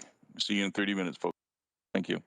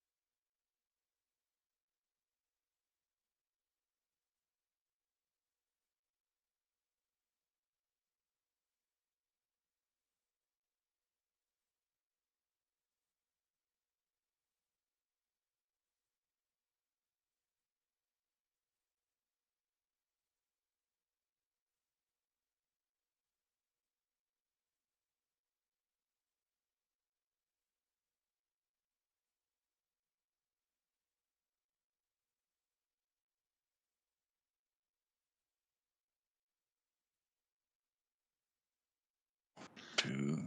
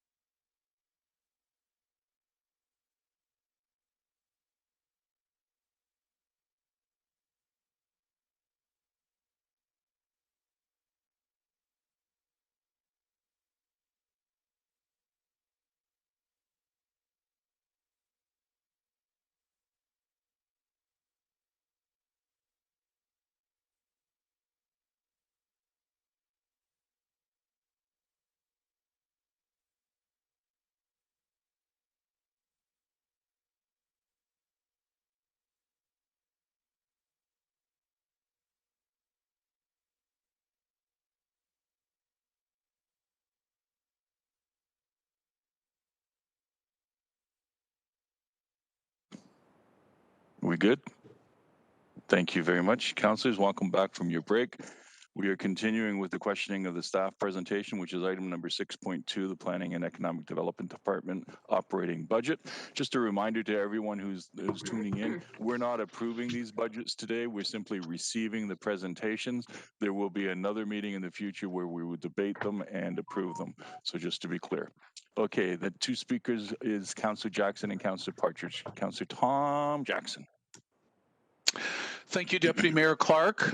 General Manager Thorne, excellent presentation and very impressive the work that your team did. Again, I know I'm repeating myself, but we went through an unprecedented worldwide time the last 10 months, and especially during the time of the plague and the pandemic, Jason.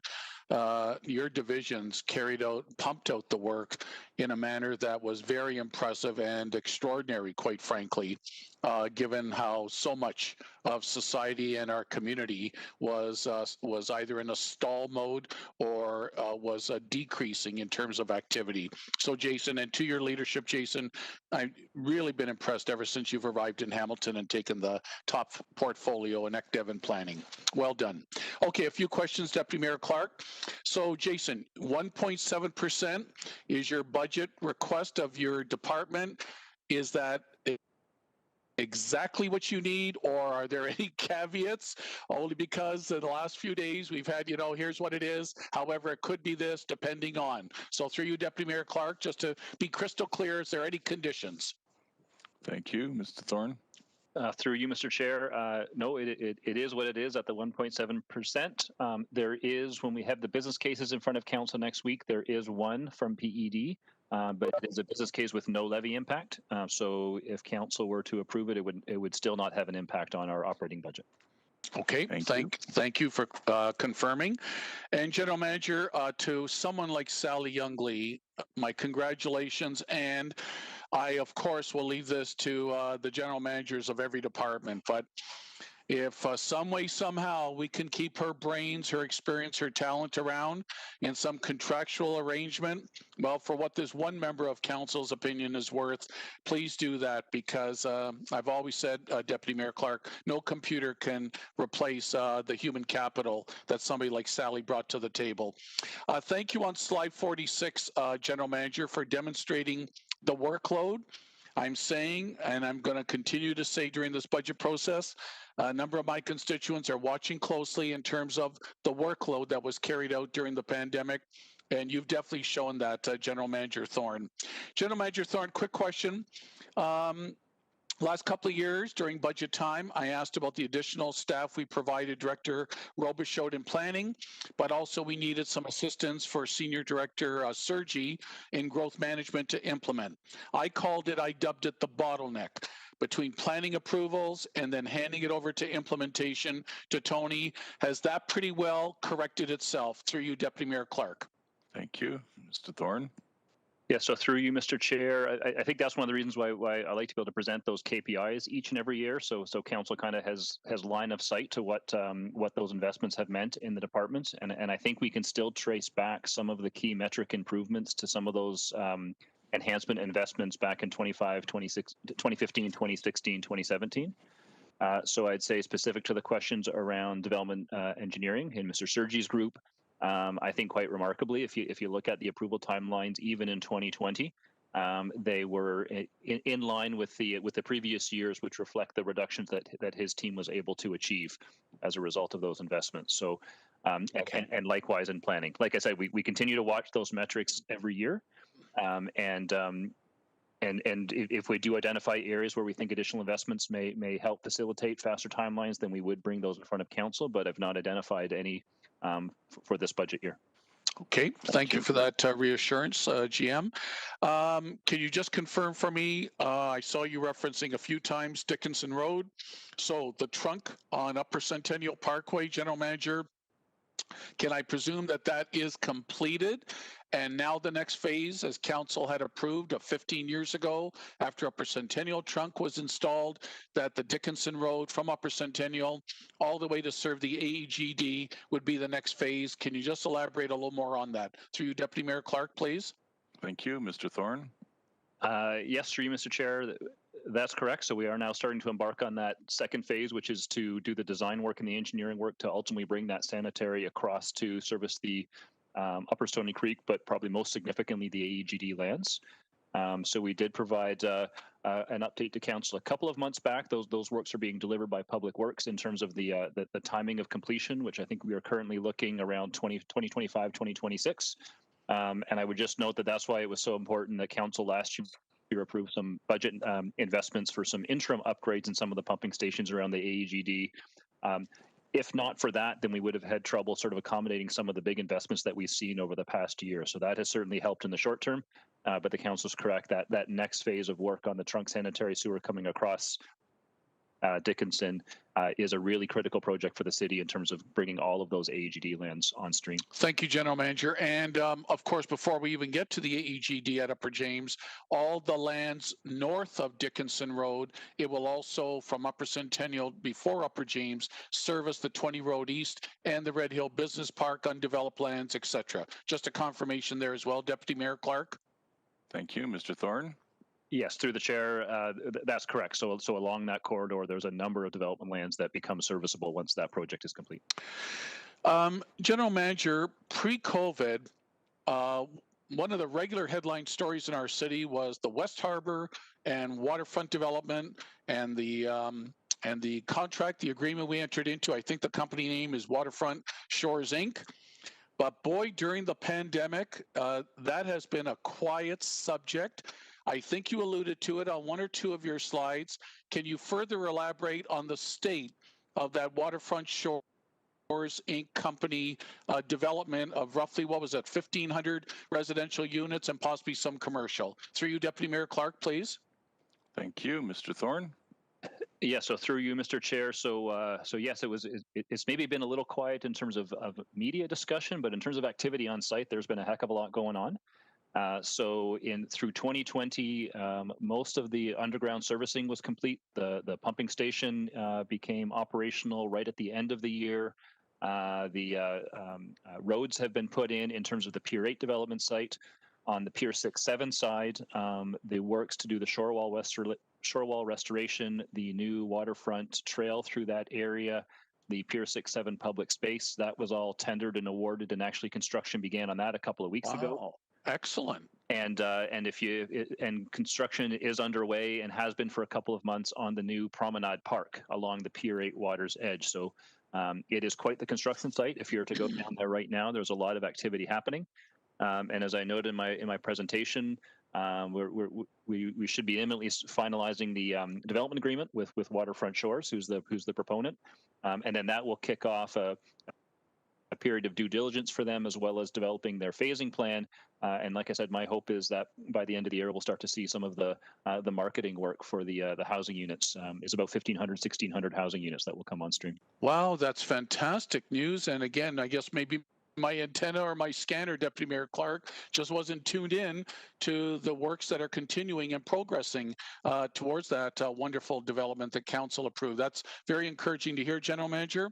And lastly, Deputy Mayor Clark, on slides 59 primarily, once again, what the 10th of 11th year through CBO Vanderwint's Department of Building, over $1 billion in construction fees, building permit fees, building revenue. Can I tell my constituents with that over $1 billion, I want to know how I can message that, General Manager Thorne. With that money, was it simply revenue neutral, which meant that it just basically covered the cost of administration of the permits? Or could I say without that fantastic activity, that my constituents' taxes could potentially be even higher, but because of the great work through ECDEV and the building permits exceeding $1 billion again in our city, it has helped us to keep the taxes as low as possible. Through you, Deputy Mayor Clark, and that's my last question. Thank you, Councillor. Mr. Thorne, please. So through you, Mr. Chair, I think you can say the latter. In terms of revenues for application fees and building permit fees, that is revenue neutral to the city. That, you know, those fees have to go towards the work to process those applications. So we don't turn a profit, so to speak, on a building permit application or a planning application. But in terms of the development that then comes along after that, yes, that's the assessment growth that Mike reports on every year. That is a mitigating impact on the overall tax levy increase. Terrific. Thanks, General Manager Thorne. Deputy Mayor Clark, thank you. Thank you, Councillor. Appreciate it. The next speaker is Councillor Partridge, please. Councillor Partridge, if you can turn your microphone Yep, on. thank you, Deputy Mayor. I very much appreciate that, and I appreciate the line of questioning. Some of my questions have been asked and answered, especially around the waterfront, Pier 6 and 7. The other thing I didn't notice in your presentation, though, Jason, excellent presentation, by the way. I didn't see anything on the downtown precinct, and forgive me if I missed it because I was kind of traveling home in the snowstorm. But anything that you can comment on that, please? Thank you. Yeah, so through you, Mr. Chair, there was a very brief mention in the presentation, probably too brief given the amount of work that project is and the amount of significance it has for the city. But yes, we are undertaking the direction that council had provided to us with respect to those entertainment precincts. And we are due to report back to council, I believe, in and around March in terms of an update on the status of those discussions. Thanks very much. I appreciate that, and I did miss that, but it is such an important project, and I just I thought it deserved a bit more of an explanation. The other thing I didn't notice, and again, forgive me if I've missed it, was the secondary plan that's currently underway in Waterdown, and along with that is the transportation master plan. Although I believe the transportation master plan for Waterdown is part of the broader city transportation master plan. I'm just wondering if you can comment on that, please. Mr. Thorne. Through you, Mr. Chair, yes, and I'll turn to Steve to provide some details. But there's two key sort of secondary plan level studies that we have on the work plan for 2021. Right. One is the Dundas Node, and the other one is the Waterdown secondary plan that the councillor mentioned. And I'll ask Steve if he wants to provide an update in terms of the timeline for that. Mr. Robichaud, are you there?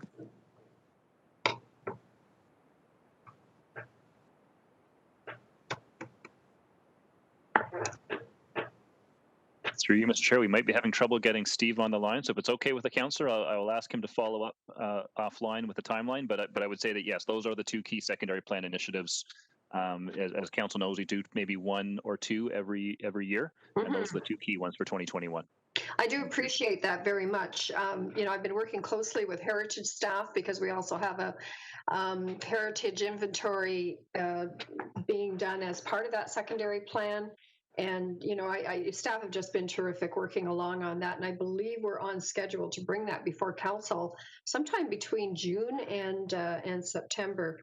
The next area that I'd kind of like to get a bit more information on, I'm very concerned about the lack of applications for apartments. And I'm again going to speak directly about Waterdown because we do not have rental housing. And so when I'm saying apartments, I'm referring to rental housing. We don't have it up there, and the affordability, lots of condos being built and townhouses, but the affordability factor, it very much concerns me. We have people who are downsizing from their homes, and they don't want to leave the community. The Flamborough Women's Resource Center dealing with, affordability issues with domestic violence. That's an issue as well. What can we do? What can planning do? What can your department do? What can the developers do? How do we change the lack of site plans that are coming in? I realize we can't do bonusing, but can you just speak to that? Because it is it's a problem right across the city, but in Waterdown, it's very critical. Thank you, Councillor. Mr. Thorne? Yes, and through you, Mr. Chair, there's unfortunately not a great deal that can be done to affect tenure. When you put in place your zoning approvals and your planning approvals, it's for a building. We can't dictate whether it be a rental building or a condominium building. That's up to the developer in terms of what they want to bring to market. We have seen a bit more rental housing activity citywide. I would agree, not as much in the Waterdown area. We've seen a bit more of activity in the downtown. Where we've seen some growth in the rental market in previous years, and as I said earlier, I'm still waiting to see the stats for 2020, is in the secondary rental market. And that's the rental market that is not in purpose-built rental buildings, but is in typically in condo buildings, where a number of the units are purchased by investors and put on the secondary rental market. Not just in Hamilton, but in other communities as well. That's been more of the growth area for rental. It's unfortunately a bit more of a tenuous rental unit because, of course, it can always be taken off the rental market and sold into private ownership, which means we do need to make sure that we're bringing more of the purpose-built rental projects into the market. But I would say I'm anticipating that in 2020, what we'll see again is that more of the growth is in that secondary market, which again provides good rental units, provides them relatively distributed around the city, but is a bit more of a tenuous form of rental. Yeah, and I appreciate that answer, Deputy Mayor. But unfortunately, in a market like Waterdown, even the secondary units, a 2-bedroom is going for $2,800 a month. It's just not affordable, certainly for young people. So I have a huge concern about that because it is a real problem. I've even met with Indewell, and we're really challenged just trying to find a property that we could then turn into some sort of affordable housing. Just going to change direction. I wanted to touch on the waterfall situation. I know there's a notice of motion coming, which, we were all prepared to arm wrestle over who was going to second it. But I just want to say thank you so much to our bylaw, to parking staff. They have been absolutely outstanding. The Grindstone waterfalls in Waterdown exploded as soon as you shut down the other waterfalls in Greensville and the Peak and Two Fall, Webster's. It was unbelievable. We had thousands of people, and our waterfall is basically right on the edge of our downtown core. So you had, parking was just filling up in all of the side streets, and even double parking. So people were not only being trapped in their driveway, but double parked beside a car that was already parked on the street. It was insane. So I just wanted to say kudos very much to the parking and to traffic as well. We've implemented a number of high ticketed areas and also, some no stopping and no parking, but we have a long way to go. And the people are coming in from Toronto. Grindstone Falls and Waterdown is being advertised on all of the Toronto websites, and it drives me crazy, and it's certainly driving my residents crazy because we cannot handle the people coming in from Milton and Mississauga. And as I say, it's thousands of people, and I'm not exaggerating. I do appreciate you coming in at 1.7%, and I think it's worth noting that Council did direct 2%, Mr. Deputy Mayor, and you have come in at the 1.7%. Lastly, just to comment on Sally Youngley. I've been in office for 10 years. I think Sally has been trying to retire since I was elected. Not that there was any correlation with that. She wasn't trying to retire because I was elected. But Sally has just made such a huge difference in her ability to deal with our residents Waterdown has been under siege. It's not always pleasant for staff to deal with the residents up there.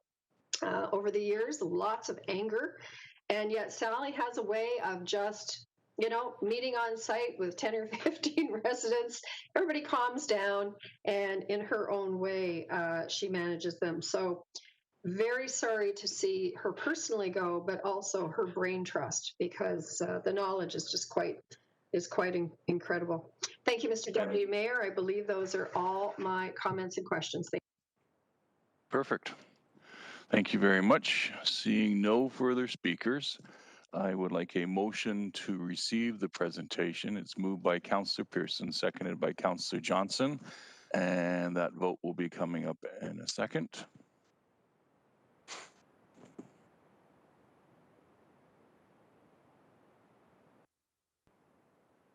Votes up. Let me know if you're having challenges submitting your vote.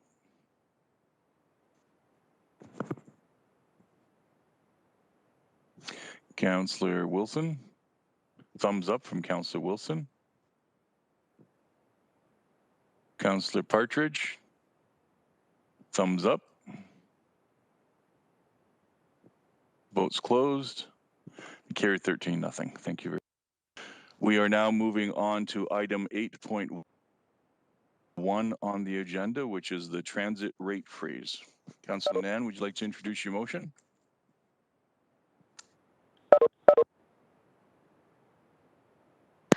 Thank you, through you, Chair. It's not my intention to put it on the agenda for today, so it's still held as a notice. Thank you. Thank you. So we'll hold it over, Madam Clerk. Through you, Mr. Deputy Mayor, it is on the agenda today as a motion, so we can't hold it. When you put a notice on the floor, it automatically goes on to the next one. So what we can do is defer it, though, to a specific date. If you'd prefer to do that, I'd be happy to defer it. Can you just let me know when you want it to go back on during the budget process? Yeah, I'm just going to have to review the budget calendar. I can help you. Yeah. Okay. Tomorrow's the 27th, Thursday's the 28th, and the next February 5th. And it should go on by then because we're going into deliberations after that. Okay, and there is no opportunity to have it after deliberations? Would that require a withdrawal and a different motion then? No, you can add it during the deliberations. Okay. But it needs to be included into the budget. So staff need to include that in there. They need to have time to do it, which is why we would prefer that you do it beforehand. Otherwise, they can't include it in their numbers. I see what you're saying. Okay. Yeah. So the 5th would be the latest. Okay. In order for staff to have it. Will do. Thank you. The 5th? Thank you, Elsie Paparella. Yes. Okay, perfect. Let me just fix this and I'll put. Do we need a motion to defer it? Yes, I'm just putting that in real quick. Okay. And I need a seconder for Councillor Nan's deferral motion. Councillor Wilson, thank you. Sorry, folks, I just need a quick second. It's processing the change. No problem.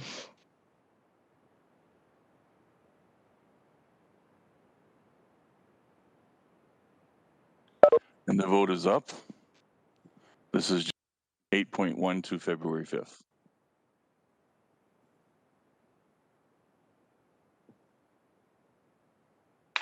Mayor Eisenberger. Yeah, just a question. I mean, is this now going to be a council referred item to the budget process? So as we get to the end of our budget process, we have a number of issues that we deferred or referred to the budget process. Is this then going to be one? Going to be one of them? Madam Clerk.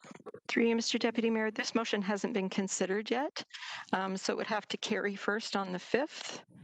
And then, Mike, if it does carry on the 5th, would be better to advise what it will become afterwards. Sorry.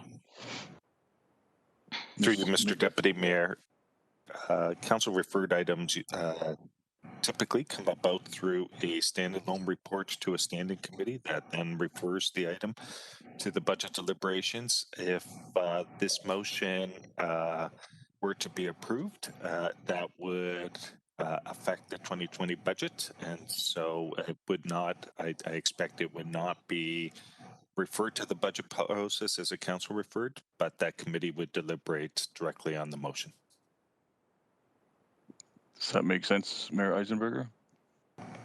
Not entirely, no. So again, we normally don't approve these things until we, more often than not, we defer them to the budget process, as we've done in many instances. So is this somehow different?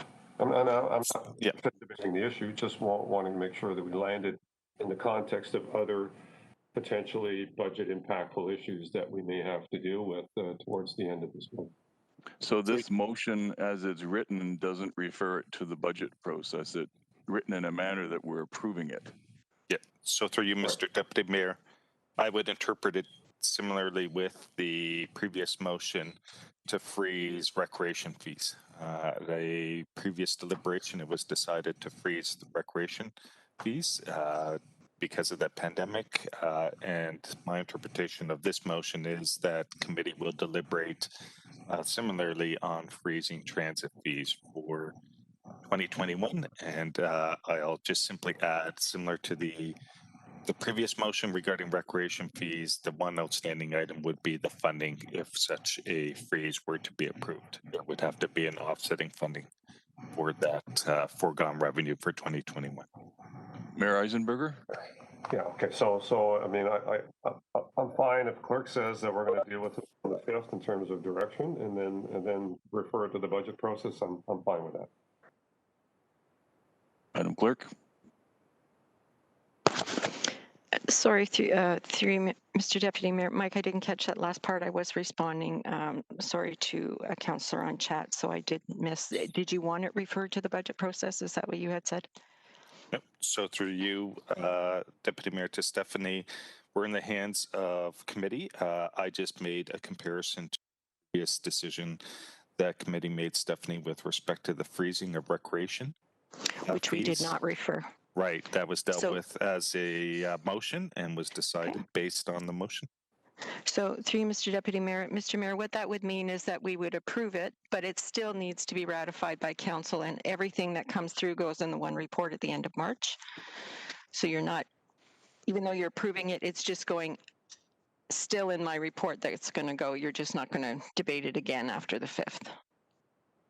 So I think what the mayor is trying to get at is we have a number of council referred items and then we look at them all and prioritize accordingly. Will this be in that list of council referred items? No, it's not unless committee wishes to refer it to do it that way. The way it's right now, no, it would not. So if you want it changed when it's on the floor then on the 5th, then we could certainly amend it.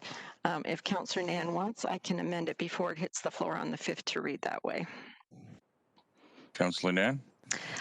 Thank you. Through the chair, my intention was to approach the rate freeze similarly to how General Manager Zagerek characterized it in respect to the recreation fees being frozen in acknowledgement of the pandemic and the impact it's made, particularly on those residents who rely on the public service. So rather than having the double hit through the tax rate as well as having to pay for an increased rate of fee for transit, that was the intention. So I guess I'm looking to my colleagues for clarity. If my colleagues would prefer that we integrate it into the budget process for a final ratification in March when we look at all of the motions that have come in the budget process, I have no objection to that and happy to have that amendment come forward on February 5th. Thank you. Thank Madam you. Clerk, please. No, through you, Mr. Deputy Mayor, sorry, I just want to make sure that we're not starting to debate a motion that's not on the floor. So what I will do is put it on the floor the way that it currently sits. And then on February the 5th, someone can put forward an amendment because that's the motion that was already in the agenda to have it referred to the budget process. And then we'll take a vote on that amendment at the time. Okay. Mayor Eisenberger. Thank you. And so let me just recommend that we, have eyes wide open on this. There's a cost to this. And for instances when we did deferrals or other referrals to the budget process, including a freeze on rates, we had a staff report, associated with that to identify cost, facts, et cetera, relative to that. So I'm assuming that by February the 5th, that staff report will be accompanying the motion at the appropriate time. Mr. Zagarek, is that the case, please?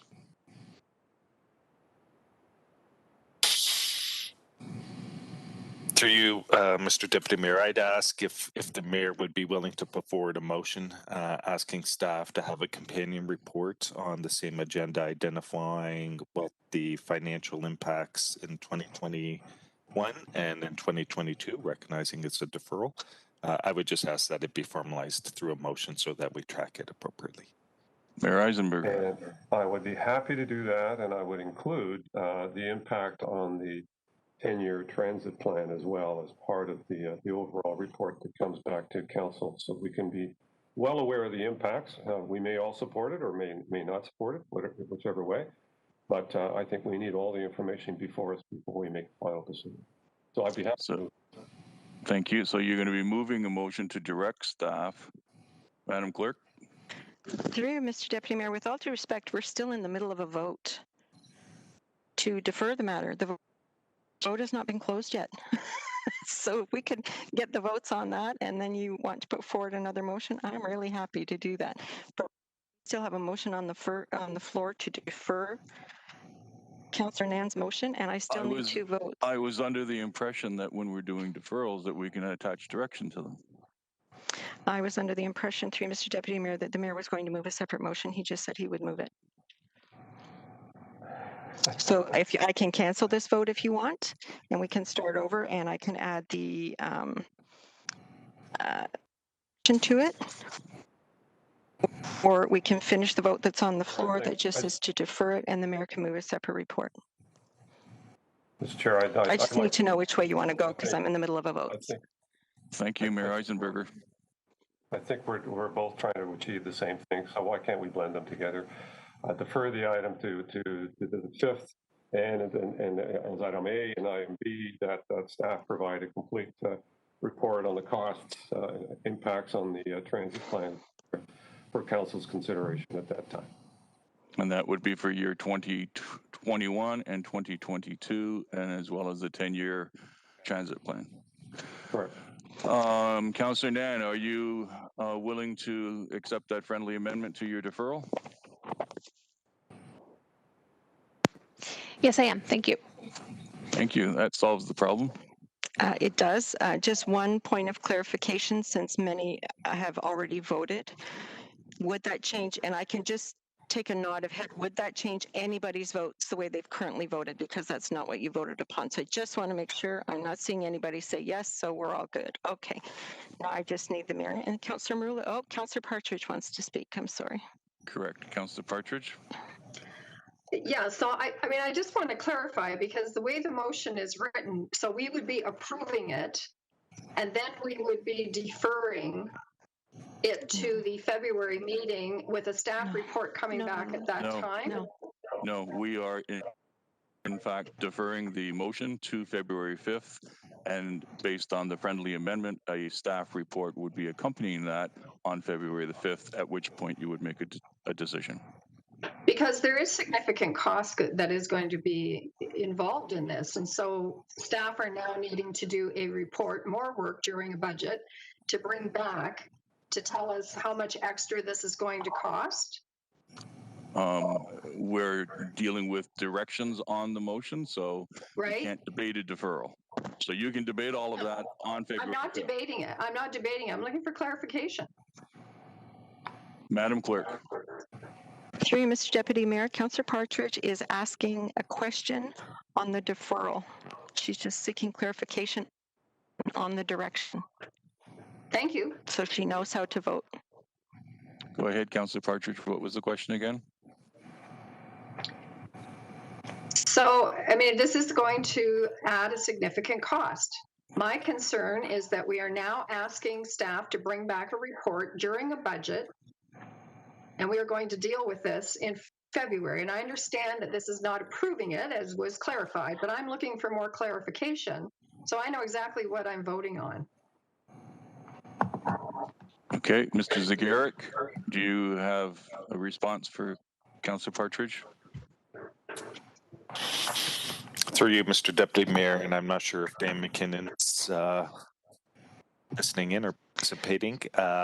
I turn to Dan simply because transit would be the lead on the report as to what impacts this may result in as it relates to the transit strategy, and corporate services would work with public works with respect to financing options for 2021. Okay, so I think the question from Councillor Partridge is it adding more workload to the staff, and can you get it done within the timeframes that are before us? Yep. So through you, Mr. Deputy Mayor, why I was relying on Dan is I think the majority of the work would be borne by transit staff. Exactly. Mr. McKinnon? Yeah, through you, Mr. Deputy Mayor, my apologies for not having the camera on. I'll take it back with Debbie. I suspect we'll be able to do some kind of an analysis to give a sense of the quantum of it. I think February 10th was the date that I heard you'd be looking to be ready. February 5th. February 5th. Well, I can say this: we will give it a heck of a try here to see what information we can provide to give the best information we have available to us for council. Thank you. I appreciate that response. And just so everybody knows, a week Friday is February the 5th. A week Friday. So I'm opposed to this, but I really do appreciate the clarification. Thank you. Thank you, Councillor. And the vote's closed.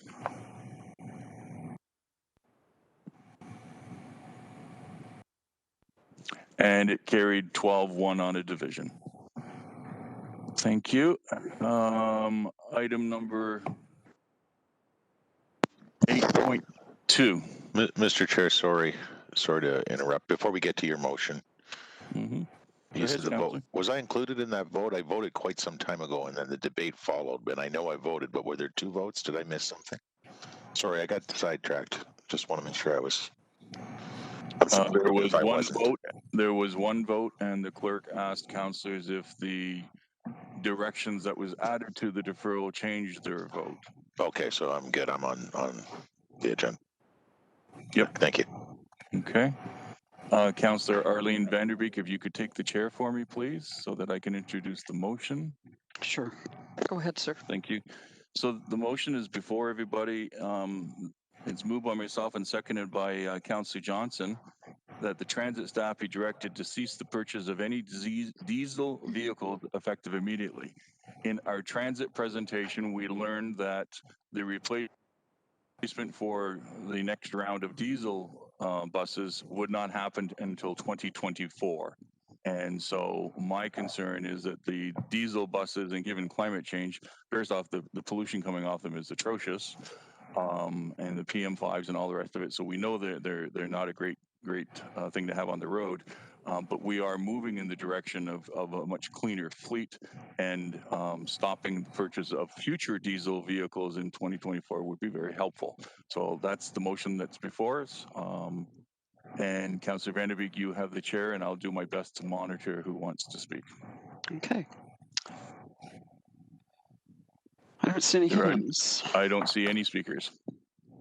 So I guess we call it, Mayor Eisenberg and then Councillor Wilson. Okay, thank you. Mayor Eisenberger, go ahead. And I never took myself off mute. I'm glad I was quiet. Thank you, Councillor. I support this motion. I think ultimately we want to start acquiring electric vehicles, and certainly something that we've raised a while ago. We've had some demonstration vehicles come to us indicate that they're viable. The only outstanding issue is cost. And that certainly has been coming down as more transit systems are purchasing the battery operated electric vehicles. So I think it's wise of us to do. My only question to staff that aren't necessarily here, maybe Dan McKinnon is do we have any current contracts for replacement vehicles that are diesel currently? That would be required to fulfill. I don't want anyone to get caught with we've already contracted for this, and now we have to unbuckle this in terms of the agreements we've already got outstanding. So, are there any outstanding agreements for replacing vehicles with what they call clean, efficient diesel? Mr. McKinnon? Through you, Madam Chair. If I understood Debbie correctly yesterday, I don't think we've been buying diesel buses for a number of years. We've been buying natural gas exclusively. And so this motion or resolution would be, I think, relatively practical for us to support, because I don't think we have any plans to buy any diesels. I would want to just quickly check back with Debbie, but I think we're safe to move ahead with this resolution, because I don't think we've bought diesels for a while now.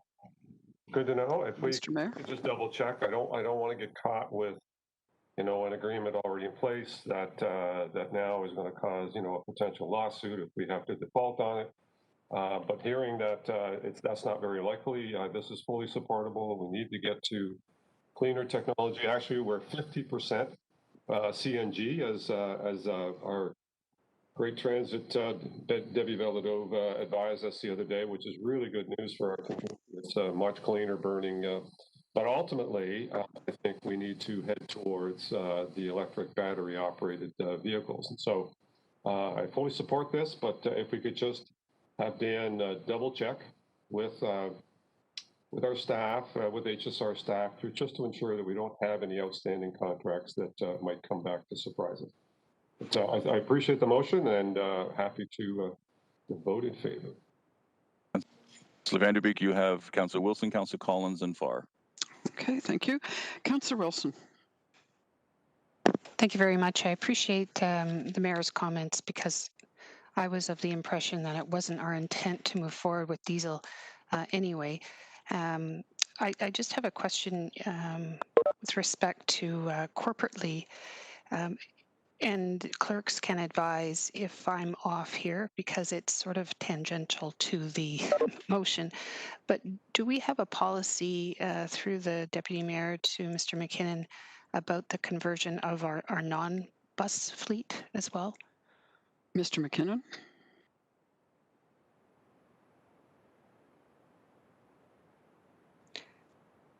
Dan? If Dan is not there, I'll take the question off and can come back in a different form. Thank you. Okay. Well, my other question was going to be to Dan. if he could define what I came across a term that I just don't know what it is. Portland, Oregon is probably the most progressive transit authority in at least the United States, and they've been converting. They're not buying diesel, and the buses that they do have during their rolling conversion to electric, and of course they have light rail, which is electric, and light rail is also the lowest carbon transportation system, and they're actually even moving to wind power, so they're way ahead of us. But Dan, could you define what renewable diesel is for me? Councillor, I don't even see Dan's name on this list. I see him. He's in a bright, colorful There he is. Not only do I see his name, I can see his shirt.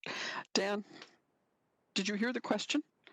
I believe I did. I heard the most recent one, and if I can handle that one, I'll go back to the one that I missed as I was changing devices here. So my understanding of renewable diesel is when they introduce some kind of biological component to the diesel, whether it's ethanol or some other version, to reduce the carbon output from the diesel.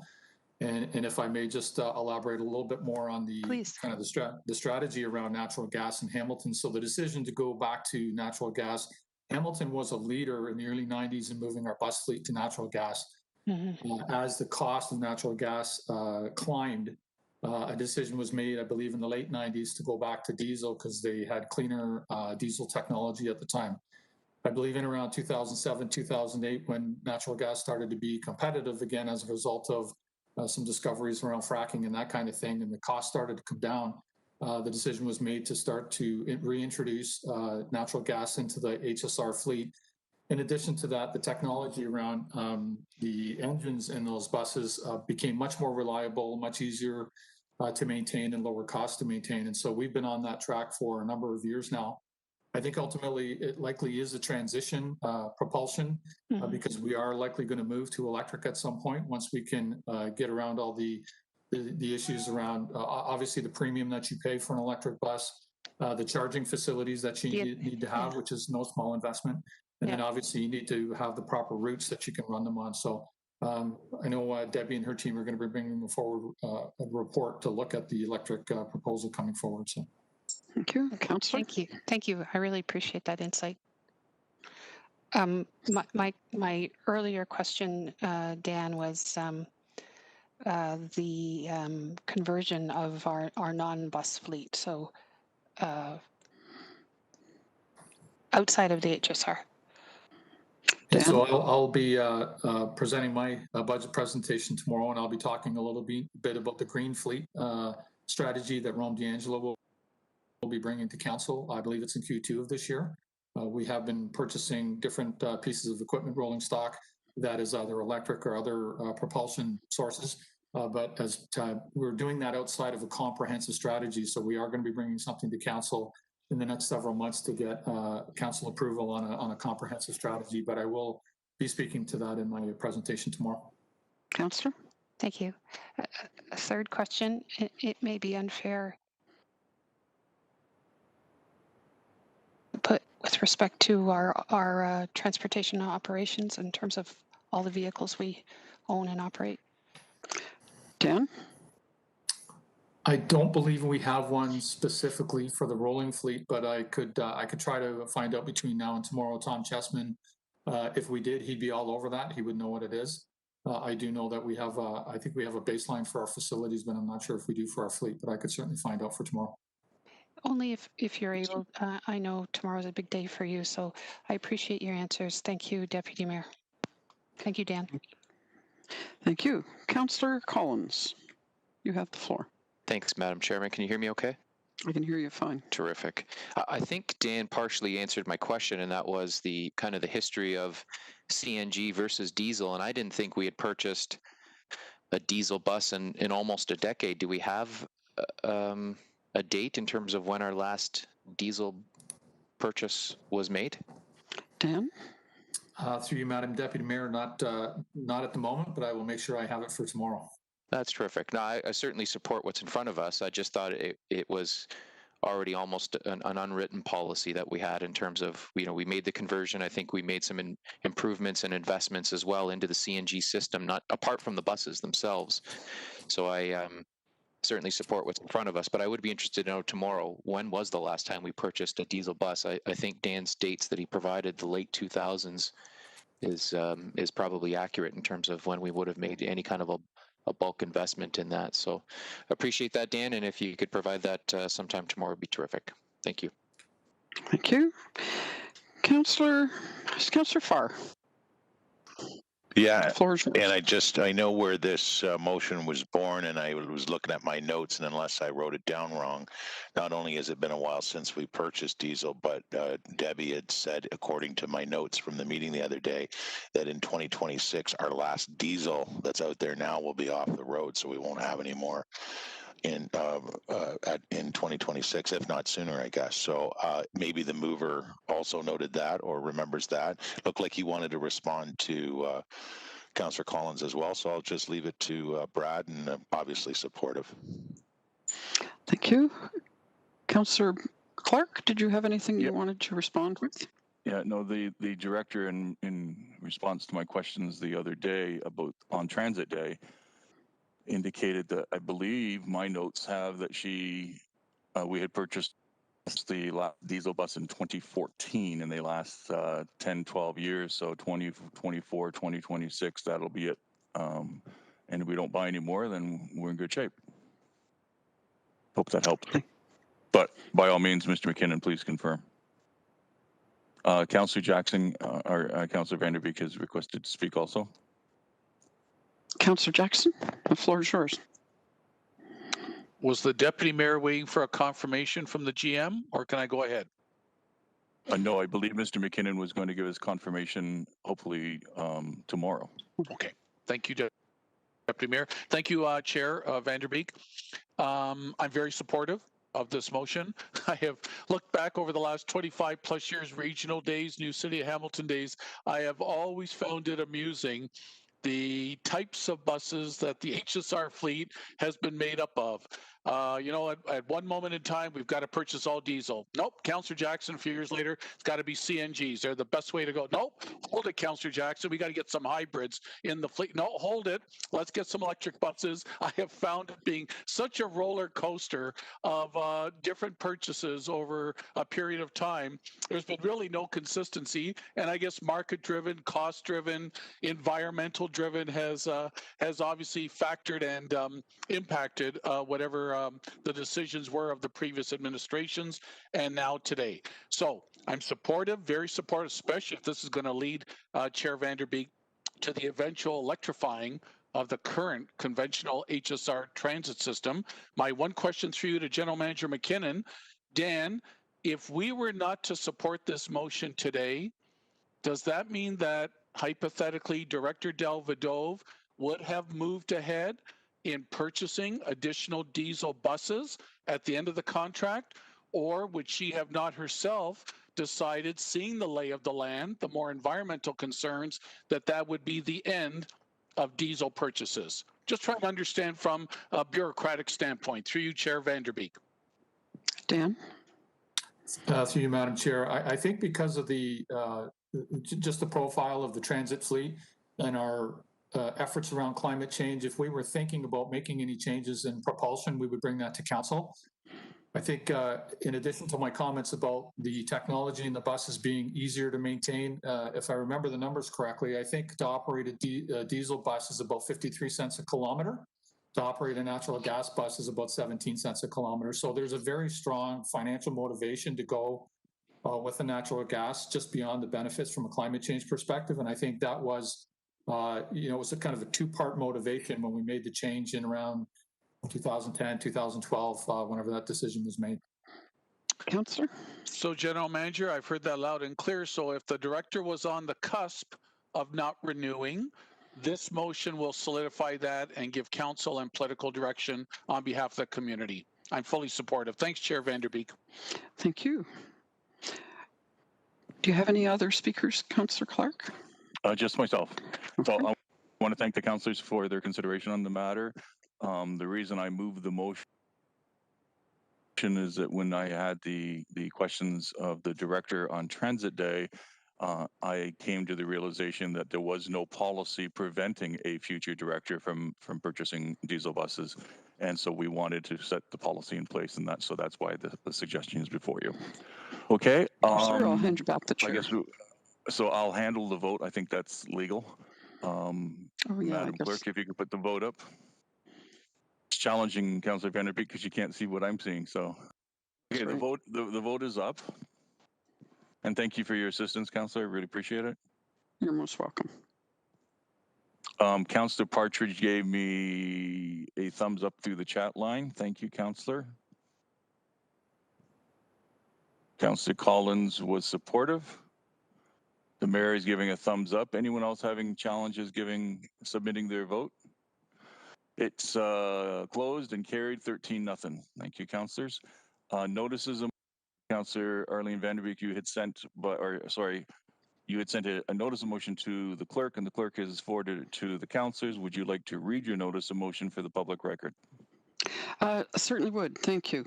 So I am going to leave this as a notice of motion. I'm not going to waive the rules today because I want people to be able to think about it and come back with the questions answered if necessary. So this is a motion to increase or enhance municipal law and parking enforcement in the waterfall areas across the city. I'm looking for a pilot program, and it generally would be to have some reliable bylaw in the area for the next year to try it out. Councillor, can I suggest that you simply read your notice of motion? Absolutely, I'll do that. I'll do that. You want me to read all the whereases because people do have it, or do you want me? No, because you need to put it in the public record for the first time. Okay, I'll absolutely do that. Whereas City Council at its March 27th, 2019 meeting approved the creation of a multidisciplinary working group to conduct a comprehensive, multifaceted investigation of public safety and the negative impacts to the Greensville and Dundas neighborhoods associated with the increase in visitors to Webster's and Tews Falls and the Dundas Peak. Whereas this multidisciplinary working group continues to meet regularly and in consultation with the Ward 13 councillor, that's me, to troubleshoot the continuing problems in the residential areas in the vicinities of Webster's and Tubes Falls and the Dundas Peak. Whereas the Hamilton Conservation Authority's shuttle bus operation was suspended during 2020 due to the COVID-19 pandemic. Whereas despite many City Council approved regulations and increased fines, regular enforcement, and other improvement measures being enacted and conducted, as well as a reservation system being tested by the Hamilton Conservation Authority, continue to have negative impacts on area residents, whereas requests for bylaw enforcement at other Hamilton waterfall areas continue to increase. Therefore, be it resolved that the General Manager of Planning and Economic Development be directed to report back to the General Issues Committee during the 2021 operating budget process with options and costing for a pilot program involving increased municipal and parking enforcement service levels in the waterfall areas across the city, where challenges have been identified on weekends from March the 15th, 2021 through to November 15th, 2021, and that the report include a 3-year overview of the net revenues generated through waterfall parking enforcement in those areas. Thank you, sir. Thank you, Councillor, and that will stay as a notice of motion and will come forward as a motion at an upcoming budget GIC meeting. Are there any further notices of motion? Seeing not, we need to move on to the adjournment. I need a mover and a seconder to adjourn. Moved by Councillor Pearson, seconded by Councillor Marula. All those in favor, please vote through eScribe. And everyone be careful walking back up the stairs while I'm careful driving home.